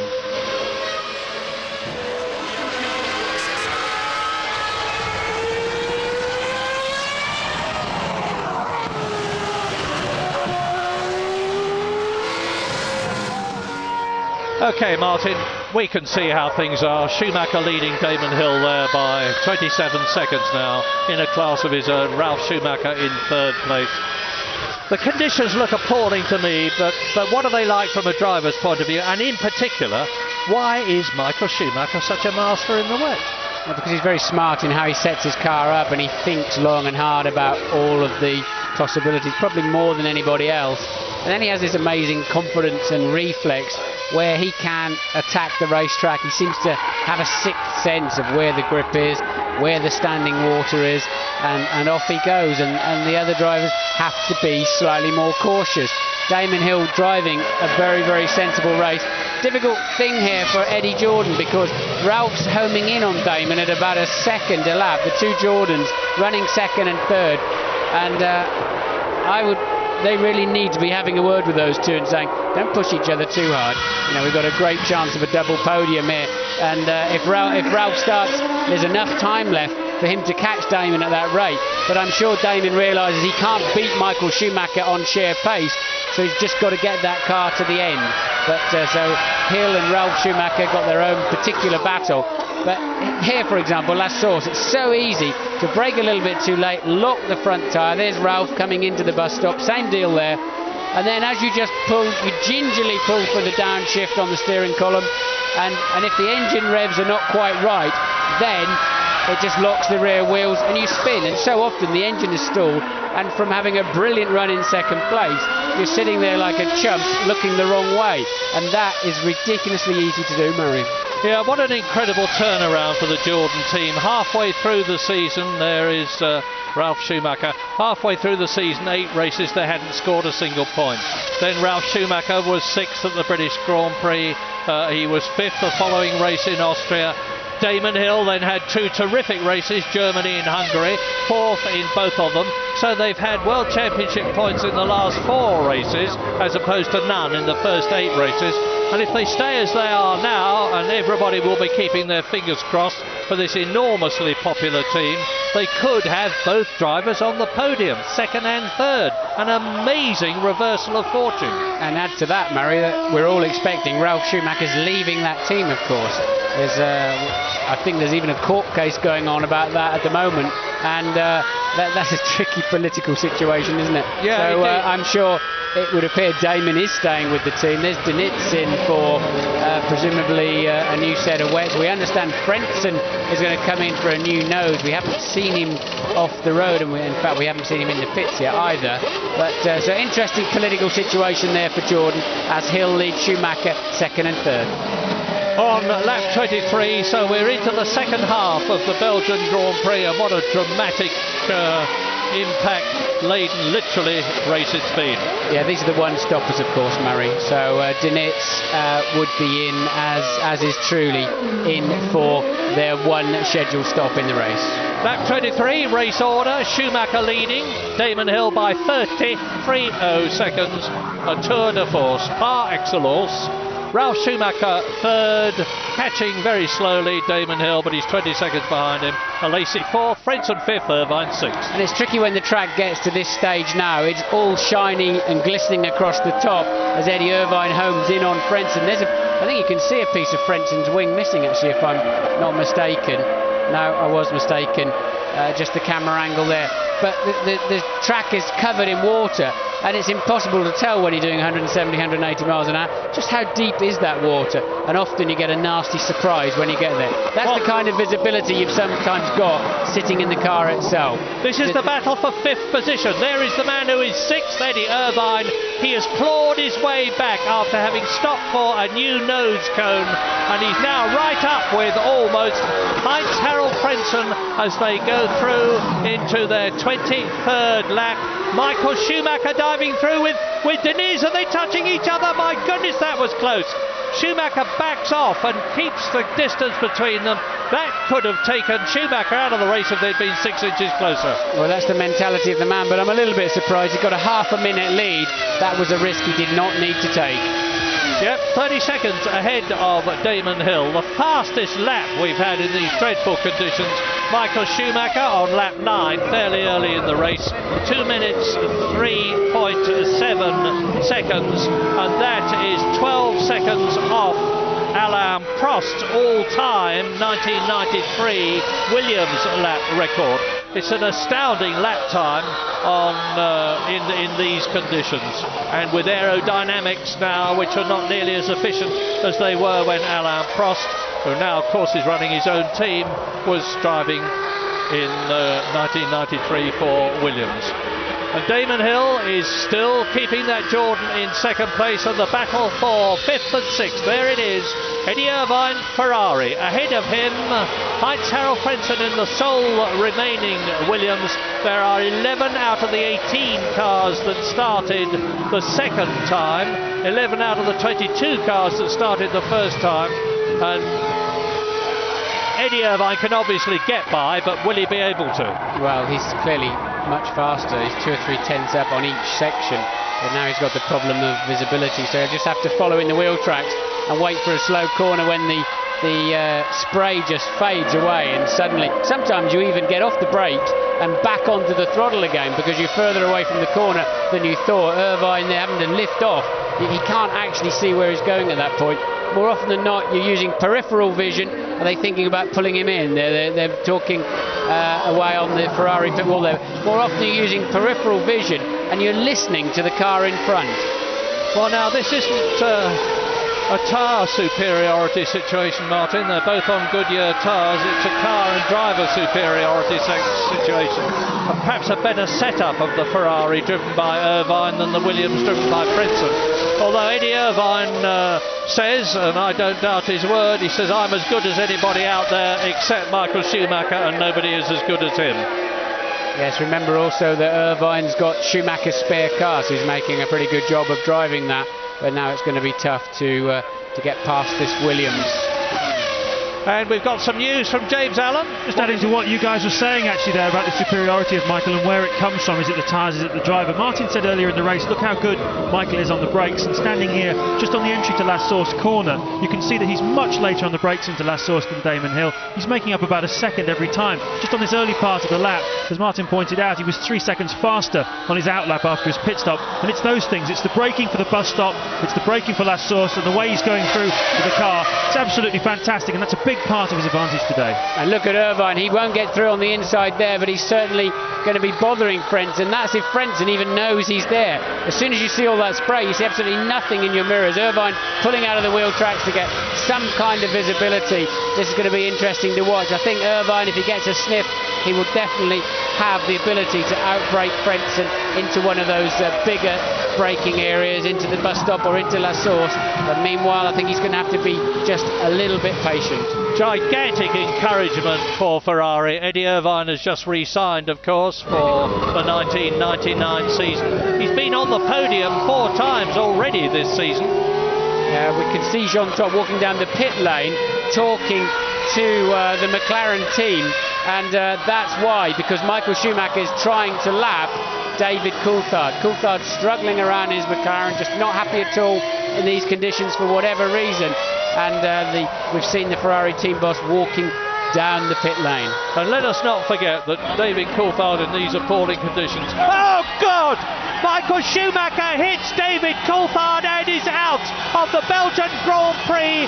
Maybe he should have been a bit more circumspect about trying to pass him, but he is out. And Mika Häkkinen, in the nicest possible way, will be delighted. The World Championship situation is now the same as it was when the Belgian Grand Prix started, and Damon Hill is in the lead. Yes, I think they probably just radioed to David to say, let him through, he's behind you, let him through. David lifts off, and Schumi doesn't realise and runs into the back of him. The 2 Jordans are first and second. Ralf Schumacher just 10 seconds. Look, David's pulled over to one side, lifted off, and Michael clearly couldn't see. Wow, what an incredible development. Michael Schumacher, with yet another Belgian Grand Prix, is driving his 3-wheel Ferrari home. Shows you how stiffly set up these cars are, and a bitterly disappointed Jean Todt leaves the pit wall. And they're cruising back slowly back to the pits. That's a very dangerous situation. No way they'll fix that car, even if it will run on 3 wheels. Never in a month of Sundays they'll get any suspension on it. Look, Coulthard appears to lift. And look at the spray. No wonder Michael can't see anything. He just can't see and just runs into the back of David Coulthard. A terrible reminder of Didier Pironi in the Ferrari, running into the back of Alain Prost in Hockenheim in practice, and effectively finishing his career as Michael Schumacher drives out of the Belgian Grand Prix, and David Coulthard comes into the pits, probably also to retire. But isn't it amazing that they can drive those cars on 3 wheels? But Michael Schumacher won't be the least bit interested in that technical fact. Angrily throws his steering wheel out of the cockpit with every good reason. You can understand his fury, because he's now effectively lost the chance of taking the World Championship lead. Now, what is he up to? He's storming down the pit lane, presumably to go. Look at him! He's saying, "I'm going to the stewards." James, can you enlighten? He's going to Coulthard. He's going to have it out with David Coulthard. This is a bit like Nigel Mansell and Ayrton Senna at that Belgian Grand Prix when Nigel got him by the throat. James, what's the news? Unbelievable altercation, as you say. Jean Todt's there. He's dragged his driver away. Michael is absolutely furious. I just saw the car as I came in. Absolutely destroyed the front suspension. He's walking past me now. He's ready. He's close to tears, guys. He really is. He cannot believe this race has gone away from him. Absolutely furious, Michael Schumacher. And I just wonder, I wonder whether Coulthard you know, really saw that he was there. He definitely backed off. It's a very strange incident, that. Well, Michael Schumacher will undoubtedly be thinking the worst. It's the way people do think in these circumstances. His reaction will probably be, that was David Coulthard getting in my way to stop me taking the lead in the World Championship. I'm utterly sure that that is not the case. David is not that sort of a chap. But anyway, whatever. Michael Schumacher is out. David Coulthard is out. Damon Hill, there he is in, leading the Belgian Grand Prix for the first time in Jordan. He's leading the race for the first time since he led the Hungarian Grand Prix in an Arrows, apart from his earlier lead here, of course. And Ralf Schumacher is in second position. Jean Alesi, who is now in third place, is no challenge to either of them. He is 9 seconds behind them and lapping considerably slower. Damon Hill's last lap was... Hello, this is a replay. Just look at the anger. Michael Schumacher is normally a very laid-back, calm chap, but his dander is well and truly up now as he storms into the McLaren garage, and David Coulthard denies any responsibility, and out goes Eddie Irvine. 2 Ferraris out now, and the Ferrari mechanics can hardly believe their eyes. This is a fantastic Belgian Grand Prix. It's 2 on corner, I believe. Irvine, obviously, I think he's going to run a little bit wide, touch that curb, look, and round it goes.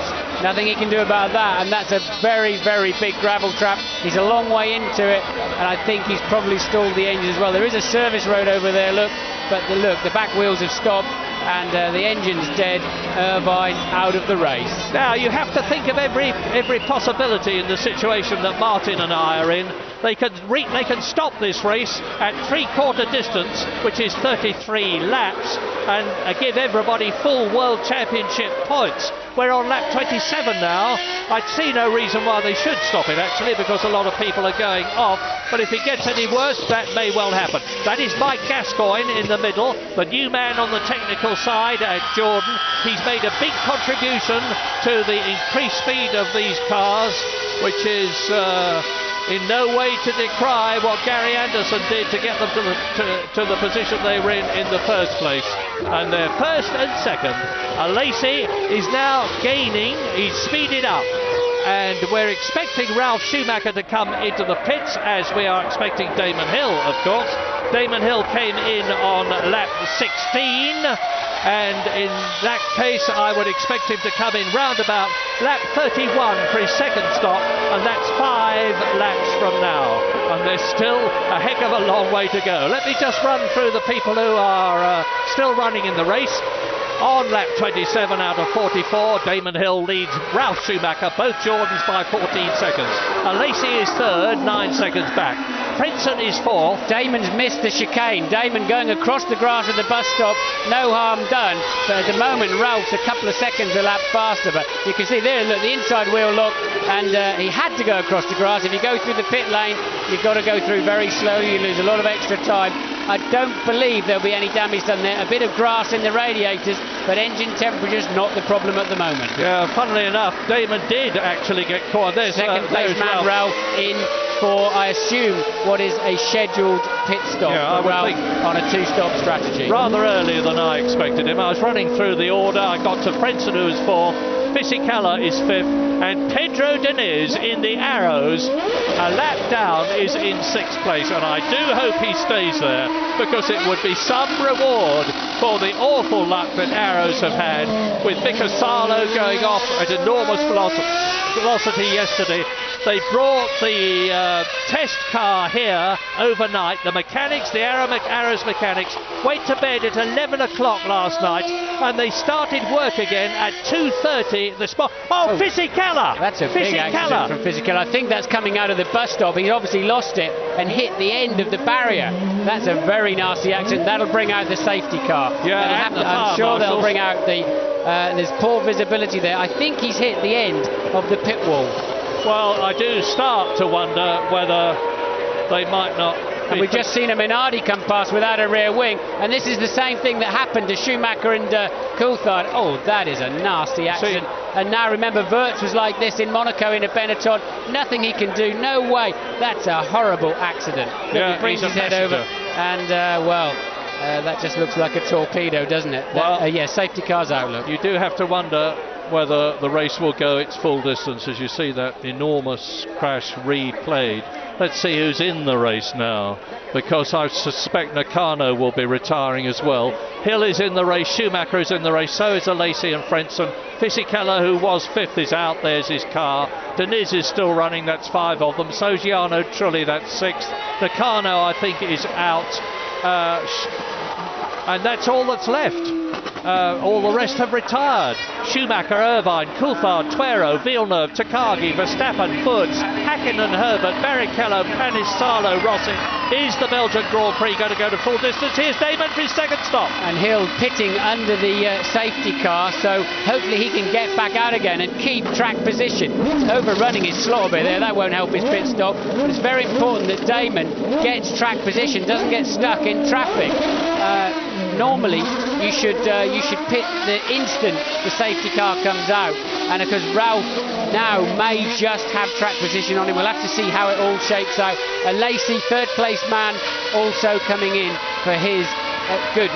Damon has managed to get out of the pits ahead of Ralph, keeps track position. Lacey there for his scheduled stop, and of course you lose less time by taking that pit stop under safety car situation. There's Damon at the head of the queue. That's worked out beautifully for him. I'm sure that's not just pot luck. The Jordan team would have worked that one out, and but if you pit under the safety car, you rejoin the track and immediately establish yourself, and it gives you effectively a free pit stop. Gigantically astute move. Are you confused? So are a lot of people. Here is what we think is the situation. Lap 29, safety car out. Fisichella's car completely ruined. There it is. Damon Hill leads Sean Alesi now. Schumacher down to 3rd place. That's Ralph Schumacher. Frentzen is 4th. Deniz is 5th. Jarno Trulli is in 6th position. And everybody else out of the 18 starters is out. I'm now trying to remember the minimum number of people, the least number of people who finished a Grand Prix. I'm sure some anoraks will phone in and tell me. I think it was 5 at Monaco one year. But anyway, let's return to the Belgian Grand Prix. Monaco and Fisichella walking in. Well, we've still got, you see, we're on lap 29 now, and it's a 44-lap race. So we've got 15 laps still to go. Hill leads Schumacher behind the safety car. What's the news, James Allen? Well, I'm just wondering what's going to happen next, Murray. It's an absolutely frantic day, isn't it? Fisichella just walked past me, breathing very heavily. Looked a bit winded, actually, and pretty disconsolate. They just put wet tyres onto Damon Hill, the race leader, when he went out. But ironically, it's stopped raining now. I don't know if that's going to turn out to be a factor, but definitely it's brightening up quite a lot. I understand you're watching a replay of Fisichella at the moment. But interestingly, I've just been down to McLaren. I said, look, what is it all about? And they said, we told David Coulthard to get over to the right-hand side of the track. The defining moment for me of the 1998 championship, Coulthard went over to the right-hand side, and they just believe he slowed right down, get out of the way, and Schumacher hit him. No blame for David Coulthard, they say, and they're just trying to repair his car at the moment. They're actually going to try and get him back out again, but that remains to be seen. Well, as far as I'm concerned, at the beginning of the race, no blame on Michael Schumacher if indeed he hit Hakkinen, which is a contentious subject at the moment. No blame on David Coulthard, and no blame to Nakano either, for that matter. It's so difficult to see. It's very, very, very dangerous. I just hope we can get through this afternoon with 22 intact Grand Prix drivers, because when you watch, if we see another replay of that incident, you watch the front wheel that made contact with the Minardi of Fisichella's car. It could so easily have hit him on the head with all the suspension parts, which sadly is what happened to Ayrton Senna, I believe, back in '94. That was so lucky. And you can see them bringing in the digger there to lift the car out of the way. And now we're going to see a replay, I believe, of Coulthard. This is at Rivage. There's the left-hander before they head down the straight. We saw earlier Coulthard had already been looking in his mirrors to see where Schumacher was. I think look, he's got his hand in his ear saying, let me through, let me through. We saw the Ferrari team boss Jean Todt talking to McLaren, and just after that Coulthard appeared to pull over and lift off. So we'll have to wait and see what the radio instructions were, but yeah, they weren't showing us the accident again. They showed us Schumacher with his hand in the air saying, let me through, let me through.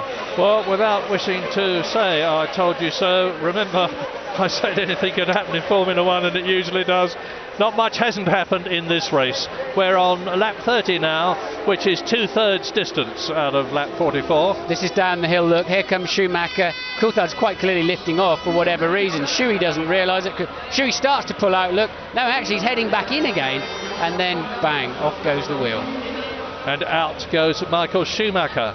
World Championship situation unchanged. They will go to the Italian Grand Prix at Monza in 2 weeks' time, still with 7 points between Häkkinen and Schumacher, with Häkkinen in the lead.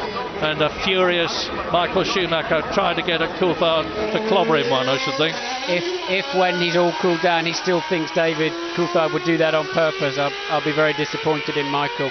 There's no Grand Prix driver I know that would attempt anything like that. Yeah. But this is the politics I was talking about earlier on. You've now got the two Jordans line astern. The man in second place, we believe, is leaving the team with a little bit of acrimony. Is he going to pay any attention to team tactics? Because if those two, if they race each other, they could both end up off the road. Oh, Coulthard's car is fixed, and we believe he's going to restart. The main reason being there are only 6 runners, and they could score a World Championship point. Yeah, there's no Ferraris in the points. No Ferrari's going to score points today. Häkkinen's not going to score a point. They might just pick up a point in the remaining 15 laps. He's going to have a job. 15 laps with David. Yeah, but he's going to rely on somebody falling off. He's Murray. 6 laps down. Yeah, but hang on. I mean, how many cars are going on per lap at the moment? Well, we've only got 6 left, and in reverse order, Jarno Trulli is now 6th in the Prost. Deniz is now 5th in the Arrows on a possible 2 World Championship points.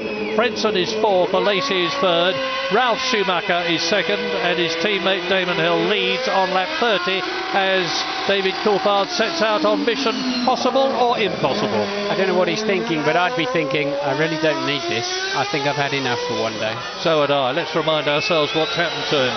Gigantic, he hit the wall just about where he was when I started talking there, and then went off the other side. That would upset anybody mentally. Then he restarted, tried to claw his way up from the back, only to have that fantastic crash with Michael Schumacher through, I firmly believe, absolutely no fault of his. He was doing what he'd been told to do by his pit management. It's a reflection on the appalling weather conditions. There will be people, of course, who are saying they should stop the race, but Formula One goes on unless conditions are absolutely impossible, and they are not impossible. Very difficult indeed. Yes, lap 30, lap 44 is the finishing lap. There's no question of the race running up to 2 hours, of course. And the poor bemused spectators there must be wondering what's going on around the track. So, safety car still out. Damon Hill leads. Michael Schumacher showing every sign of being prepared to dive past. Alesi is 3rd. Frentzen is 4th. Deniz is 5th. Sorry, it's 5th. Yeah, and those are the runners. Michael's long out of this race. Ralf Schumacher in the yellow Jordan there, having a nibble at Damon for no good reason, really, because they're still very much under the yellows of the safety cars, you can clearly see. Well, you can imagine that Eddie Jordan will have been saying, hold positions, and specifically, Ralph, stay where you are. But as you rightly point out, Martin, there is a bit of a legal wrangle going on between Jordan and Ralf Schumacher about whether Schumacher can, as we believe he wants to do, move to Williams next year. Jordan say he can't, and Ralf Schumacher says he can. And if Ralf Schumacher can see a chance of winning a race, he may say, never mind that, I'm going for it. Well, Damon Hill's driven with total maturity all afternoon, and I don't see it stopping now. He knows how to win Grand Prix. He's won the World Championship. I just hope Ralph keeps his head. But a man who fancies his chances in there, I bet, is Jean Alesi in the blue Sauber in 3rd place. So the Jordans may well be watching each other, but they better keep an eye out for Alesi. And an outside bet on Frentzen, but he's been off the road a few times today, and I don't think he'll be quite as aggressive as Alesi. Louise is in the Jordan pit. What can you tell us? Well, I can tell you, if anybody's enjoying this race, it's the Jordan team. And if you think Murray shouted louder when the Ferrari went into the back of the McLaren, you should have heard the cry that went up in the Jordan garage. This is a new situation for them. I mean, Hill's led races before. Jordan haven't. except very briefly, and that was here at Spa a few years ago. Rubens Barrichello qualified on pole, but he lost that lead within a couple of 100 yards at the start. Well, they're P1 and P2 at the moment, and I can tell you that they will be told to keep those positions. Ralf Schumacher won't be allowed to overtake Damon Hill. Thank you, Louise. You've answered the question I was going to ask you to ask them. The question is he going to obey the instructions he's been given? For what it's worth, I think he will. So we're on lap 31. We've still got a long way to go. It may well be that not everybody who could score a World Championship point in this race will do so. So, well, I'm sorry, I'm talking nonsense. Everybody who finishes is going to score a World Championship point at the moment. There are only 6 contestants. You see them all down there now. Somehow Jarno Trulli has got ahead of Pedro Diniz and is now in 5th position on the road. So the order with the safety car still out, Damon Hill, and the Belgian Grand Prix is effectively restarting for a second time. It started once and then was stopped after the multiple collision. Then it restarted. Now effectively it's going to be restarting with only 4 seconds or so covering the top 6, indeed the only 6. Now, is safety car still on track, so he hasn't gone down the pit lane. There's no way into the pits from the exit of the bus stop, so we've got at least another lap behind the safety car. Not altogether sure in my mind, Martin, so much has been going on. What the determining factor is now. Can you remember what they're trying to get rid of? Fisichella's car looked to me as though it had been recovered. Yes, it did, didn't it? I think they'll be cleaning up after. There'll be an awful lot of debris from. There's Coulthard. Coulthard at the back of the queue, but he can overtake a lot of them if he likes. He's actually 6 laps behind, so he needs to. Coulthard's got to hope one of them falls off the road. Exactly. If anybody retires in front of David Coulthard, notwithstanding the fact that he is now 5 laps behind race leader Damon Hill and 4 laps behind the 6th place man Jarno Trulli, if any of those 6 fall out and David Coulthard finishes, he will automatically score a World Championship point, which is exactly what he's after. Alesi having a look alongside Ralf Schumacher there. He must not pass under the safety car. One thing's for sure, whatever happens from now on in this motor race is going to be talked about in Formula 1 circles and with Formula 1 fans for many years to come. Of course, it could well have decided the World Championship of 1998. There's 7 points in it between Häkkinen, who's still leading, and Schumacher is still second. And whatever the number of points is, I'm not very good at working out the number of points that are available at the present moment. But the positions can still change, but Mika Häkkinen is going to go to Italy very strong. Ferrari is not as optimistic about Monza as McLaren are. The Nürburgring, where the Luxembourg Grand Prix is being held, should suit both Ferrari and McLaren well, and it's starting to look as though the Japanese Grand Prix at Suzuka, which doesn't happen until November the 1st, may well decide the championship. And that's Nakano rejoining the track. The safety car is in at the end of this lap. The safety car is in and the race will be on again. And this lap is the 32nd lap, 12 laps to go at the end of this one. I say the race will be on. I mean, the high-speed race, each time they lap, of course, it counts. So this is effectively part of the Grand Prix, as you see it behind the safety car. But at the end of this lap, the safety car will go straight on at the bus stop, and then Damon will probably try and control Ralf a little bit, back him up, take a run at it, and have himself a nice clear space to brake when he wants to into La Source hairpin. Hopefully he knows and thinks that Ralf will not give him any problems at all. And they've got to keep an eye on Alesi. Yeah, I'm not going to make any rash predictions. I've done that before to people's disadvantage. But if Ralf Schumacher does what he's been told to do and Damon can finish this race, then he's in a strong position, is all I'm prepared to say at the present moment.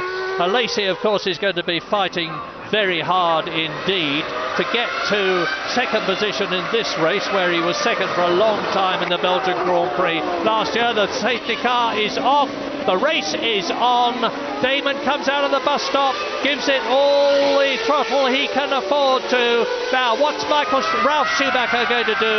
Down from La Source to Eau Rouge, a gigantic ball of spray, and Schumacher is certainly not deferring as they go out of La Source, and Damon runs wide. Schumacher tucks in behind him. Frentzen is right up behind Jean Alesi. 5th and 6th are Deniz and Trulli have regained the positions they should have been in. It'll be a little bit tippy-toe this first lap or two while they heat up the tyres, get the brakes up to temperature, find out where the new grip level is. The rain has eased off really in this last 5 minutes, but without the cars rushing around and lifting the water off, there could ironically be a touch more standing water. But Damon looking calm and collected, Alesi slightly menacing. Yeah, this is where experience should pay. It's Damon's 97th Grand Prix. It's Ralf Schumacher's 30th Grand Prix. And Damon has got a very cool, mature, experienced head on his shoulders. And we know from the past that Ralf Schumacher is inclined to be wild. He's settled down a lot lately, but who knows? And who knows what's going to happen here? Because Heinz-Harald Frentzen can see a podium position in the offing if he can get past the Sauber of Alesi. But remember what's happened when Coulthard and Schumacher were in the positions that they were in. It's a very different situation now, though. I didn't understand. Oh, the Williams getting well out of shape in form there. I didn't understand the significance initially of Nakano rejoining the track. We saw him under the safety car. He's the guy that Fisichella has smashed into the back of, and also just in front of him is Coulthard, who of course Michael Schumacher smashed into the back of. So clearly the back end of the cars are somewhat stronger than the front. Well, I can tell you what's happened. I'm sure I know what's happened in the Minardi pit. They've said, as McLaren have said, if somebody drops out, if two people drop out in Minardi's case, we could have a World Championship point. And if Minardi get a World Championship point, it would be for them like winning the World Championship. It's a team, a little team in Faenza in Italy, and my goodness do they try, and are they nice people, and have they got a small budget compared with the big teams. But if they could get a World Championship point here in Belgium, it would be a magnificent and very well-deserved achievement. But we're now on lap 34, and Damon Hill is just easing away from Ralf Schumacher, who stays ahead of Jean Alesi, who stays ahead of 4th place Red Williams, Heinz-Harald Frentzen.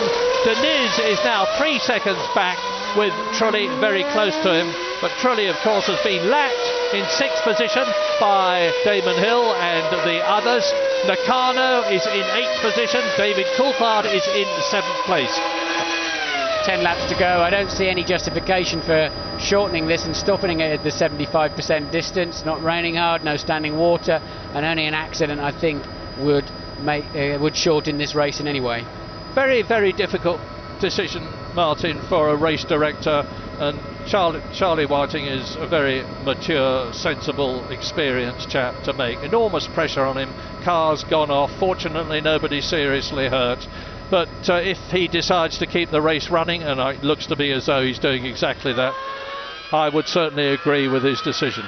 And Damon Hill would certainly agree with it at the present moment. Look at him, he's just easing away from Ralf Schumacher, and people in the Jordan team have been saying the reaction of Damon Hill to the improved performance of the car has been magic.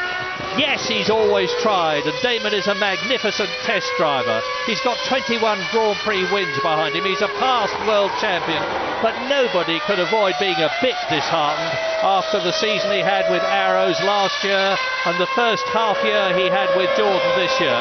And they've said, now that we've got the car into really good condition where it can challenge, Damon is a new man. He's bright, sparkling, and going for it as hard as he possibly can, with a chance of victory. Lap 34, 44-lap race. The gap now is 2.3 seconds, and Alesi is easing up slowly on Ralf Schumacher. Ralf Schumacher is doing what he was told to do, 10 out of 10 to him. Although, to be honest, unless he'd been able to get past at La Source, I don't think he would have been able to get past Damon anyway. No, it doesn't seem to have quite enough pace, does he? And Damon looking very much under control. Alesi's mechanics there, looking slightly concerned about something. No reason to be at the moment that I can see. Alesi's pace is roughly the same as Ralf Schumacher's, just ahead of him in 2nd place. Frentzen falling away quite quickly. Coulthard cruising round in 7th.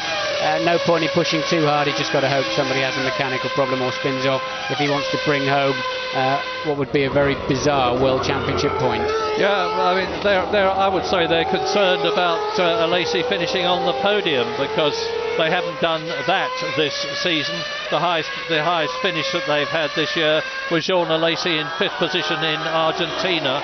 And the Sauber team is well down the pecking order in the World Championship. Now, we've got 3 teams who haven't scored at all: Prost, Stewart and Minardi. But Sauber are equal bottom with Arrows at the present moment, equal 7th on 4 World Championship points. And if they can get the 4 World Championship points for Alesi finishing in 3rd place, it would move them into 6th position ahead of Stewart.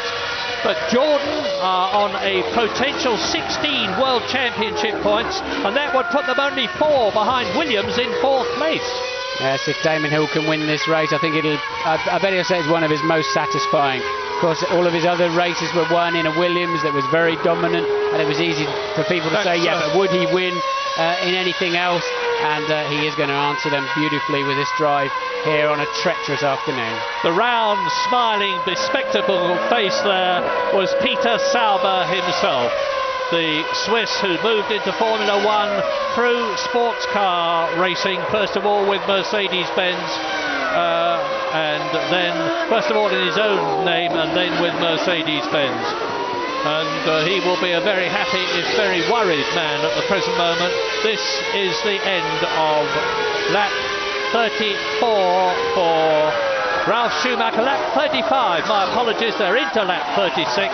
Ralf Schumacher and Alesi fighting for 2nd place. There is the gap between Alesi 3rd and Heinz-Harald Frentzen bumping his way over those saw-tooth curves. He doesn't want to do too much of that. Yes, Frentzen well out of shape, and you saw the pieces of carbon fibre flicking off of his tyres.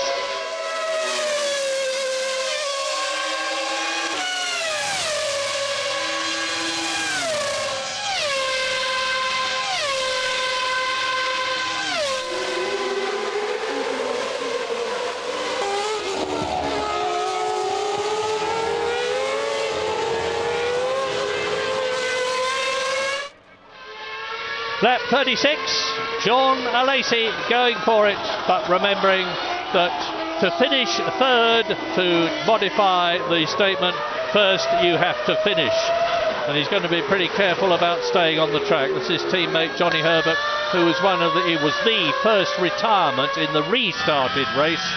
He got through all the problems of the multiple crash immediately after the first start, only to retire almost as soon as the race was restarted. And Jean Alesi is within sight of Ralf Schumacher as Damon Hill is commanding the race. He's got a 1.6 second lead over these two, but as I was saying earlier on, Ralf Schumacher's mind will be more occupied with staying ahead of Jean Alesi than getting too close to Damon Hill. Yes, but Jean's putting a little bit of pressure on Ralf, who's closing the gap to Damon, so it's Alesi that's going to keep these two honest. Yes, make no bones about it, this is a real motor race. The gap between them is not all that much, 1.6 seconds. Damon Hill, I hope, driving well within himself and the car. Alain Prost there. And it'll be only Prost. One runner left for Alain Prost team, with Olivier Panis not restarting, and that's Jarno Trulli. And the gap at the end of this lap was 2 seconds. Yes, it'll be Prost's first World Championship point of the year, of course, so that's why they're looking on with a certain amount of apprehension. It's an incredible World Championship situation at the moment. The Jordan situation I've been through, the Sauber situation with Alesi 3rd I've been through. Williams, of course, have been in the points already. They've had 3rd place for Heinz-Harald Frentzen and so on. But it'd be great for Arrows as well.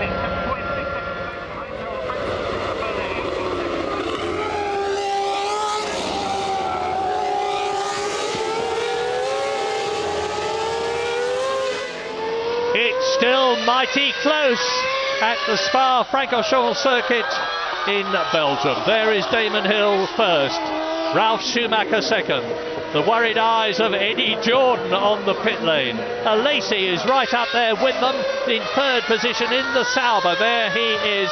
Sauber have not had a podium place this year. Fourth is Frentzen, 7.6 seconds behind Lacey. Deniz is still on the same lap as the leaders.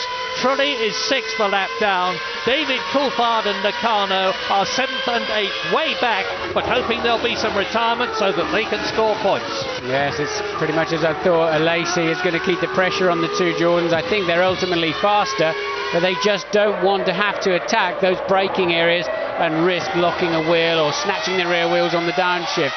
So Lacey, it really is a thorn in their side. And a protege of Eddie Jordan's back in Formula 3000 days. But Eddie Jordan, I'm sure, wishes he'd evaporate right now so that they can bring those two yellow Jordans cruising to the end of this race. But Lacey just won't let them. Right, 18 cars restarted the race. Fisichella out after a terrific crash with Nakano. Schumacher, Michael, out with after a terrific crash with Coulthard, which lost him the World Championship lead. Eddie Irvine out. Tuero out, Villeneuve out, so is Takagi and Verstappen and Wurz, Mika Häkkinen of course, Johnny Herbert, and four people failed to restart the race. Rubens Barrichello, Olivier Panis, Mika Salo, Ricardo Rosset. Damon Hill leads, there is Schumacher, wait for it. And there would have been Jean Lacey, but now here he is, coming up the climb to Les Combes. It was a very slow lap from Damon, the one before. He's moving over whenever he gets a chance to try to get onto the wetter part of the track, as is Ralph. He's sort of suggesting that the tyres are getting plenty warm enough and the cars are squirming around a little bit. And Jean Lacey's been the quickest of the three of them on the last 3 laps. So Lacey applying the pressure. Now, the tyre war I always talk about. Jordan used Goodyear, Sauber used Goodyear, Frentzen, who is fourth, is in a Williams that uses Goodyear, Deniz is in the Arrows, fifth position, Bridgestone, Trulli is in the Prost, sixth position, Bridgestone. And look how much closer Ralph is now to Damon.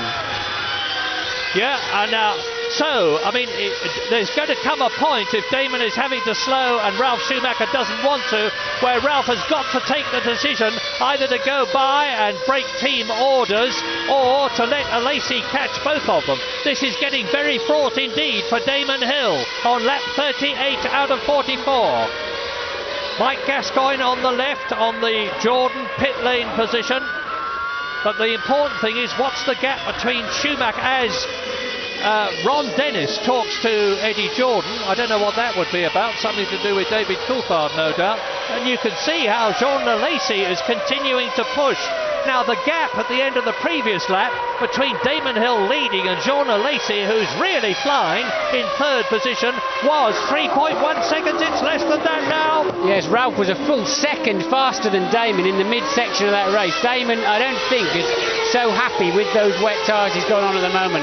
And Ralph's having to push because Lacey's bearing down on him. Coming over the line, 2:14.6 for Damon, 14.2 for Ralph, 13.7 for Lacey. It's not over yet. No, indeed it is not. Lap 39. Look how close it is. First, second and third, all in the same picture. After a quite incredible Belgian Grand Prix, and there's more to be told. Damon holds the lead. Ralf Schumacher holding an excellent second place. The veteran Jean Lacey pushing them hard. They're pulling way away, of course, from Frentzen, who is fourth. Deniz, who is fifth. Trulli, who is sixth, up to Les Combes. Now this is where they can cause trouble. Yeah, this is interesting. Coulthard was 4 seconds quicker than the leaders on that lap, so quite clearly his Bridgestones are quite happy with these conditions. That means the conditions are changing, and I think these three are struggling with those softer wets, getting a little bit too hot. But Damon's had a good first section. It's Ralph that struggled this time. Yeah, I can tell you, Louise Goodman has been down to the Jordan pit, and they say there is no problem with either car.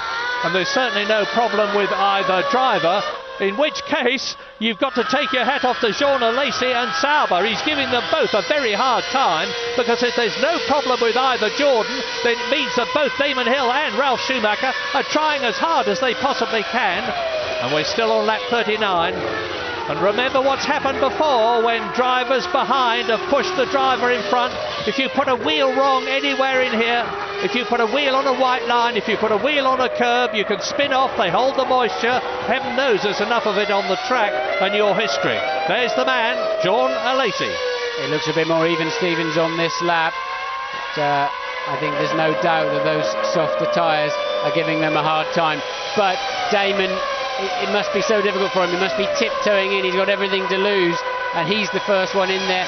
They can use him as a target. If he breaks at a certain place, Ralph can break just that little bit later. When you're the front man, you've got to choose where the grip is. And as I said earlier, it changes every lap. It started raining again. That actually may help them out this time. Yeah, I must say, my heart, I'm thinking now of Damon Hill in Hungary in the Arrows last year, when against all expectations, against the wildest expectations, he passed Michael Schumacher's Ferrari and took the lead and commanded the race until the very last lap, when he had a hydraulic throttle problem and had to slow down and let Villeneuve through. Hello, replay of Frentzen. And off. Is he going off? No. I think he scoots it up, didn't he? Just catches it. And that is where I think Michael Schumacher went off in the Benetton to lose the Belgian Grand Prix by being disqualified in 1994. Yes, the last lap was the first lap that the Jordans have actually been a fraction, a tenth up on Alesi. So maybe he's got nothing left. Lap 40, 4 laps to go after this one. The gap between Alesi and Hill, third and first, is 2.2 seconds. Michael Schumacher driving in his team leader's wheel tracks. These are the only 3 men in the race from the point of view of victory, because Heinz-Harald Frentzen is a long way back in 4th position. And of course, unless there is a problem for the others, Pedro Diniz is still going to be in 5th position, Trulli in 6th place, and David Coulthard, despite his bravery in rejoining the race after 2 very unpleasant experiences, would be pointless, as would be Nakano. Actually, Coulthard's cruising up behind this leading trio, so Coulthard just in the background and lapping quite a bit faster, in fact. Yes, 2 seconds faster than Damon Hill. 2:11.7 for Coulthard, 2:13.7 for Damon Hill. But what's going to happen? Well, this is lap 40. 4.3 mile laps left at the end of this. 16, 17 miles between potentially Damon Hill and his first Grand Prix victory since leaving the Williams team in 1996 when he won the World Championship. And what a wonderful fillip, not just for Damon, for Britain, but for Jordan and for Mugen and for Goodyear, that would be. Damon 6/10 faster than Alesi on that lap. There's Coulthard in the background, pretty much out of play after that pit stop to replace the rear wing. But Alesi can't now respond. Now the track's getting a little bit damper with this extra rain. I think it's helping the Jordans slightly, and they're easing away from John Alesi. We don't know what tyres Coulthard's on, but they're obviously the right ones. What would you expect him to do, Martin? I mean, he must know, he will know that he's all these laps behind them.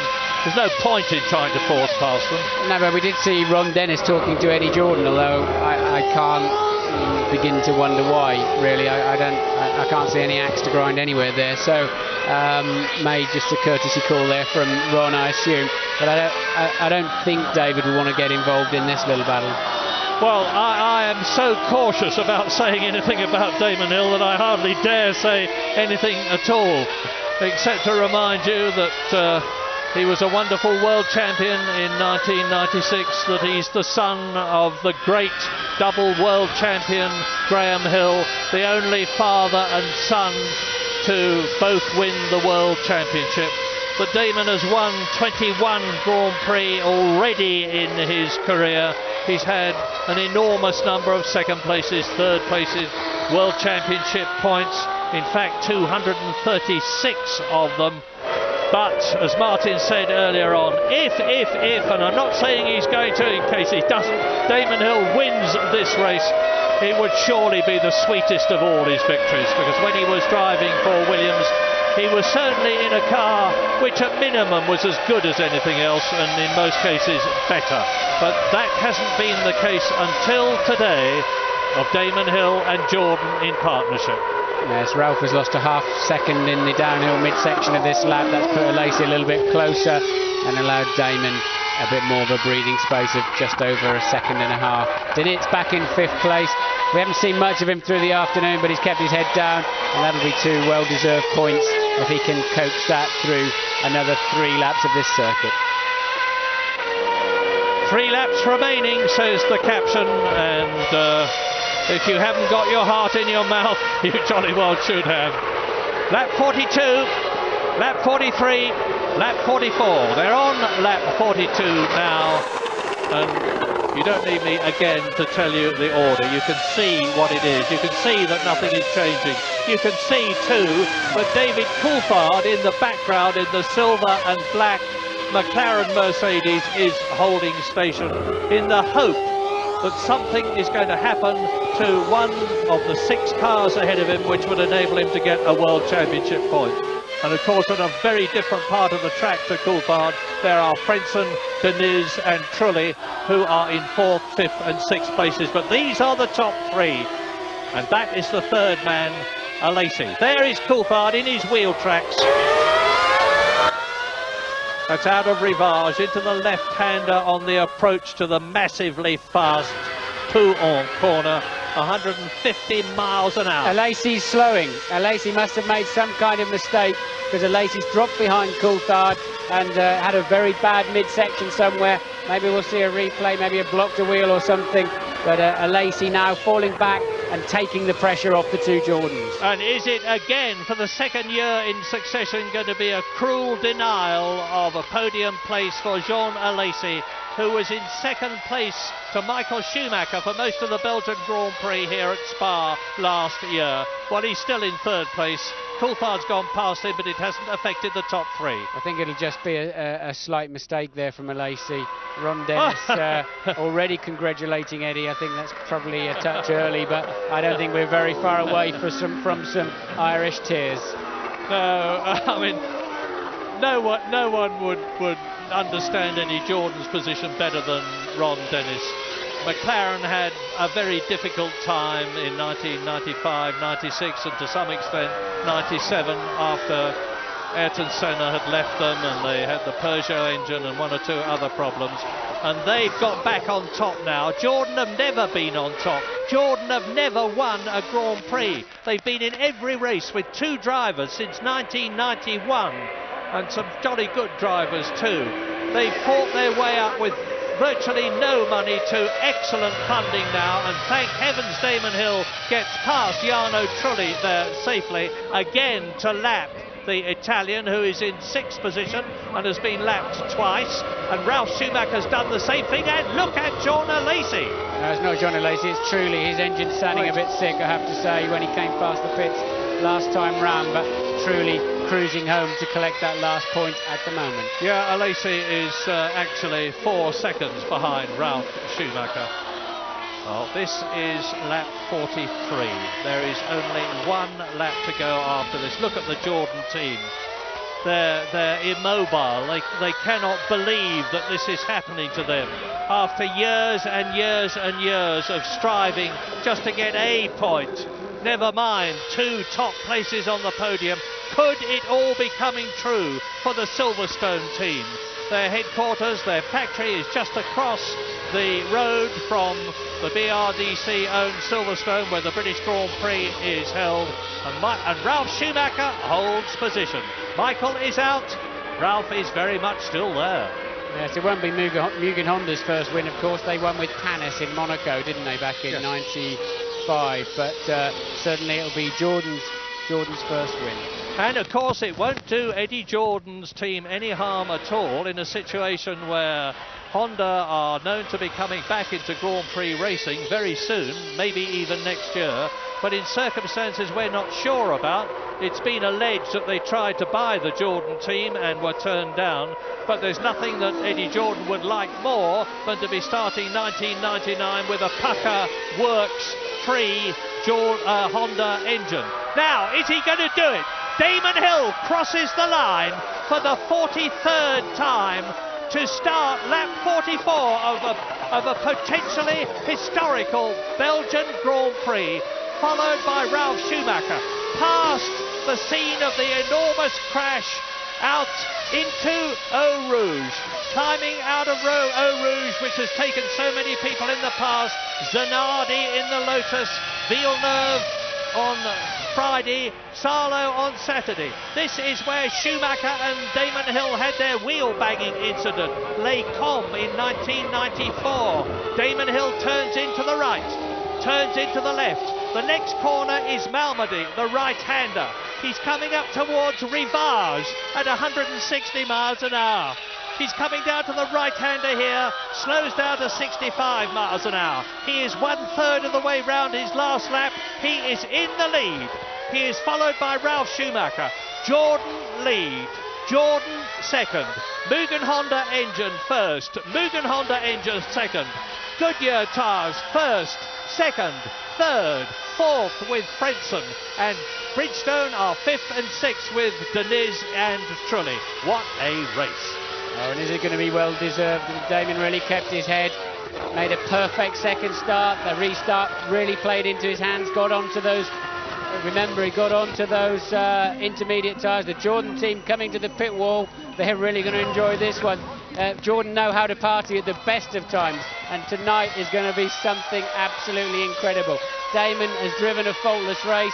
He had to let Schumacher go in the early part, but he hasn't made any mistakes, and he's coming through to what I think is one of his best ever wins. Get ready in Britain and Ireland, all round the world, to stand up and cheer as Damon Hill comes home within sight of victory at the Belgian Grand Prix.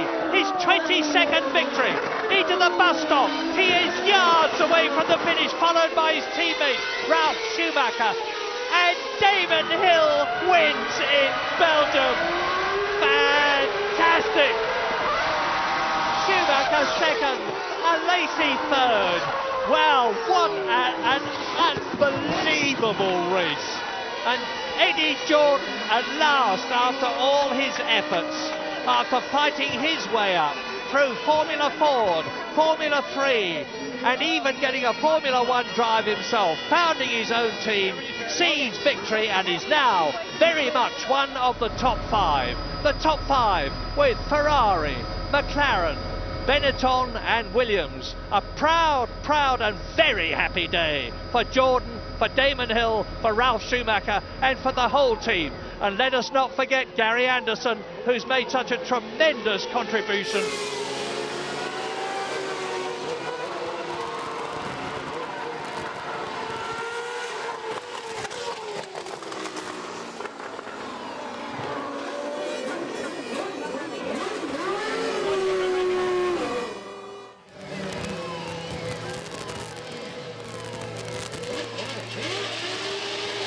Well, I don't know if you saw those two raving lunatics who crossed the track before the race had finished.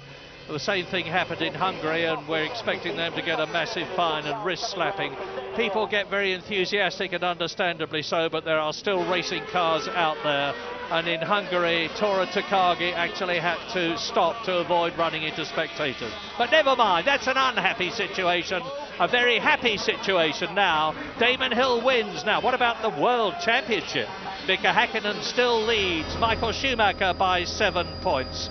David Coulthard is still in third position. Eddie Irvine is still fourth, and Villeneuve in fifth place.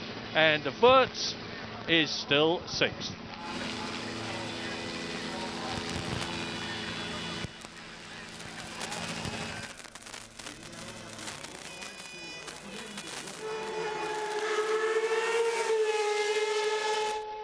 Scenes of unrestrained jubilation in Belgium after Damon Hill and Jordan together achieve their first victory. Damon's 22nd, Jordan's first. And just to make it the happiest of days possible for Eddie Jordan's team, Ralf Schumacher finishes in second place.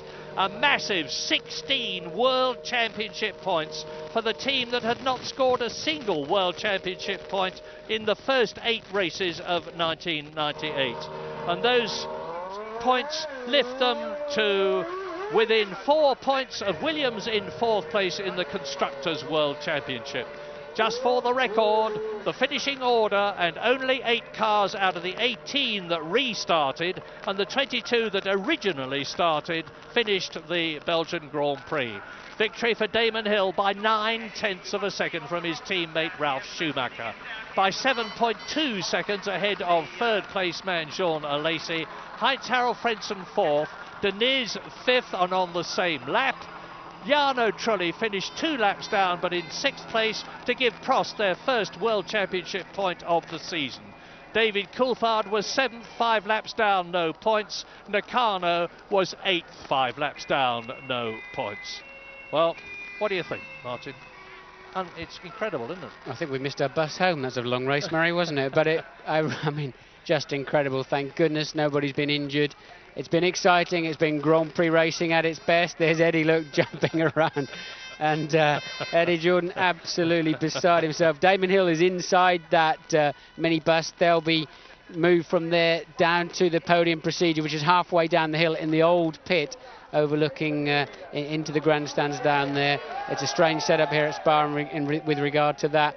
And the cars will go to Parc Fermé to be checked over for legality and weight, dimensions and everything. But we're waiting now for the 3 drivers to climb the steps up there. Now you can see them, and they'll come out onto that balcony, and that'll be a great moment for Damon Hill. Well, very quickly, McLaren are looking very strong for the Constructors' Championship.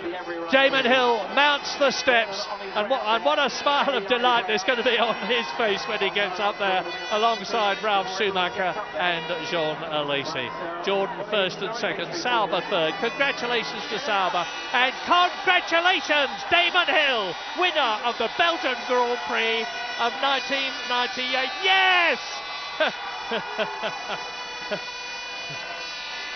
Ralf Schumacher not looking exactly overwhelmed, unlike his brother when he wins, but what a joy day for Damon. Yes, Damon's got a piece of tape that holds his earplugs in. I hope somebody politely tells him to take that out, otherwise he'll wish he had when he sees the pictures. National anthem for the winner.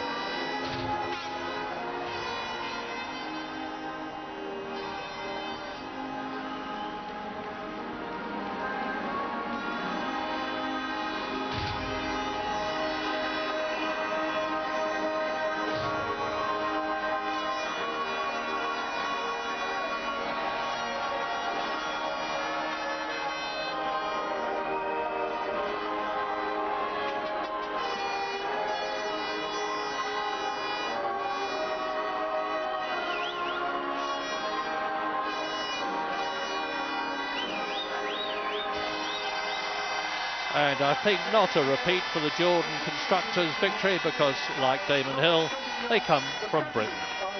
And Damon has got a big trophy cabinet already, full of some wonderful trophies, but none has been more richly deserved and more fiercely fought for than his victory in Belgium today. It's put him back where he ought to be, where he deserves to be, on top, on the very pinnacle. Yes, the last time he was up there, of course, he took the World Championship in '96, but that's Eddie Jordan, of course, accepting the Constructors' first place trophy. Now, Ralf Schumacher's looking pretty fed up. I've got a feeling that he thinks he could have and should have won this race. I may be putting thoughts into his head, but he certainly doesn't look like a man who's finished higher than he's ever finished before. The best he's finished before was 3rd place. Yes, Alesi there. That's a good run from John today, and he knows it, look. But yes, I think Ralph may feel his first win got away from him there, but I really think Damon had him covered personally. Yeah. Eddie doesn't mind, and Damon is delighted, and so will Britain be after a quite incredible, truly magnificent Belgian Grand Prix, which saw Damon Hill back at the top.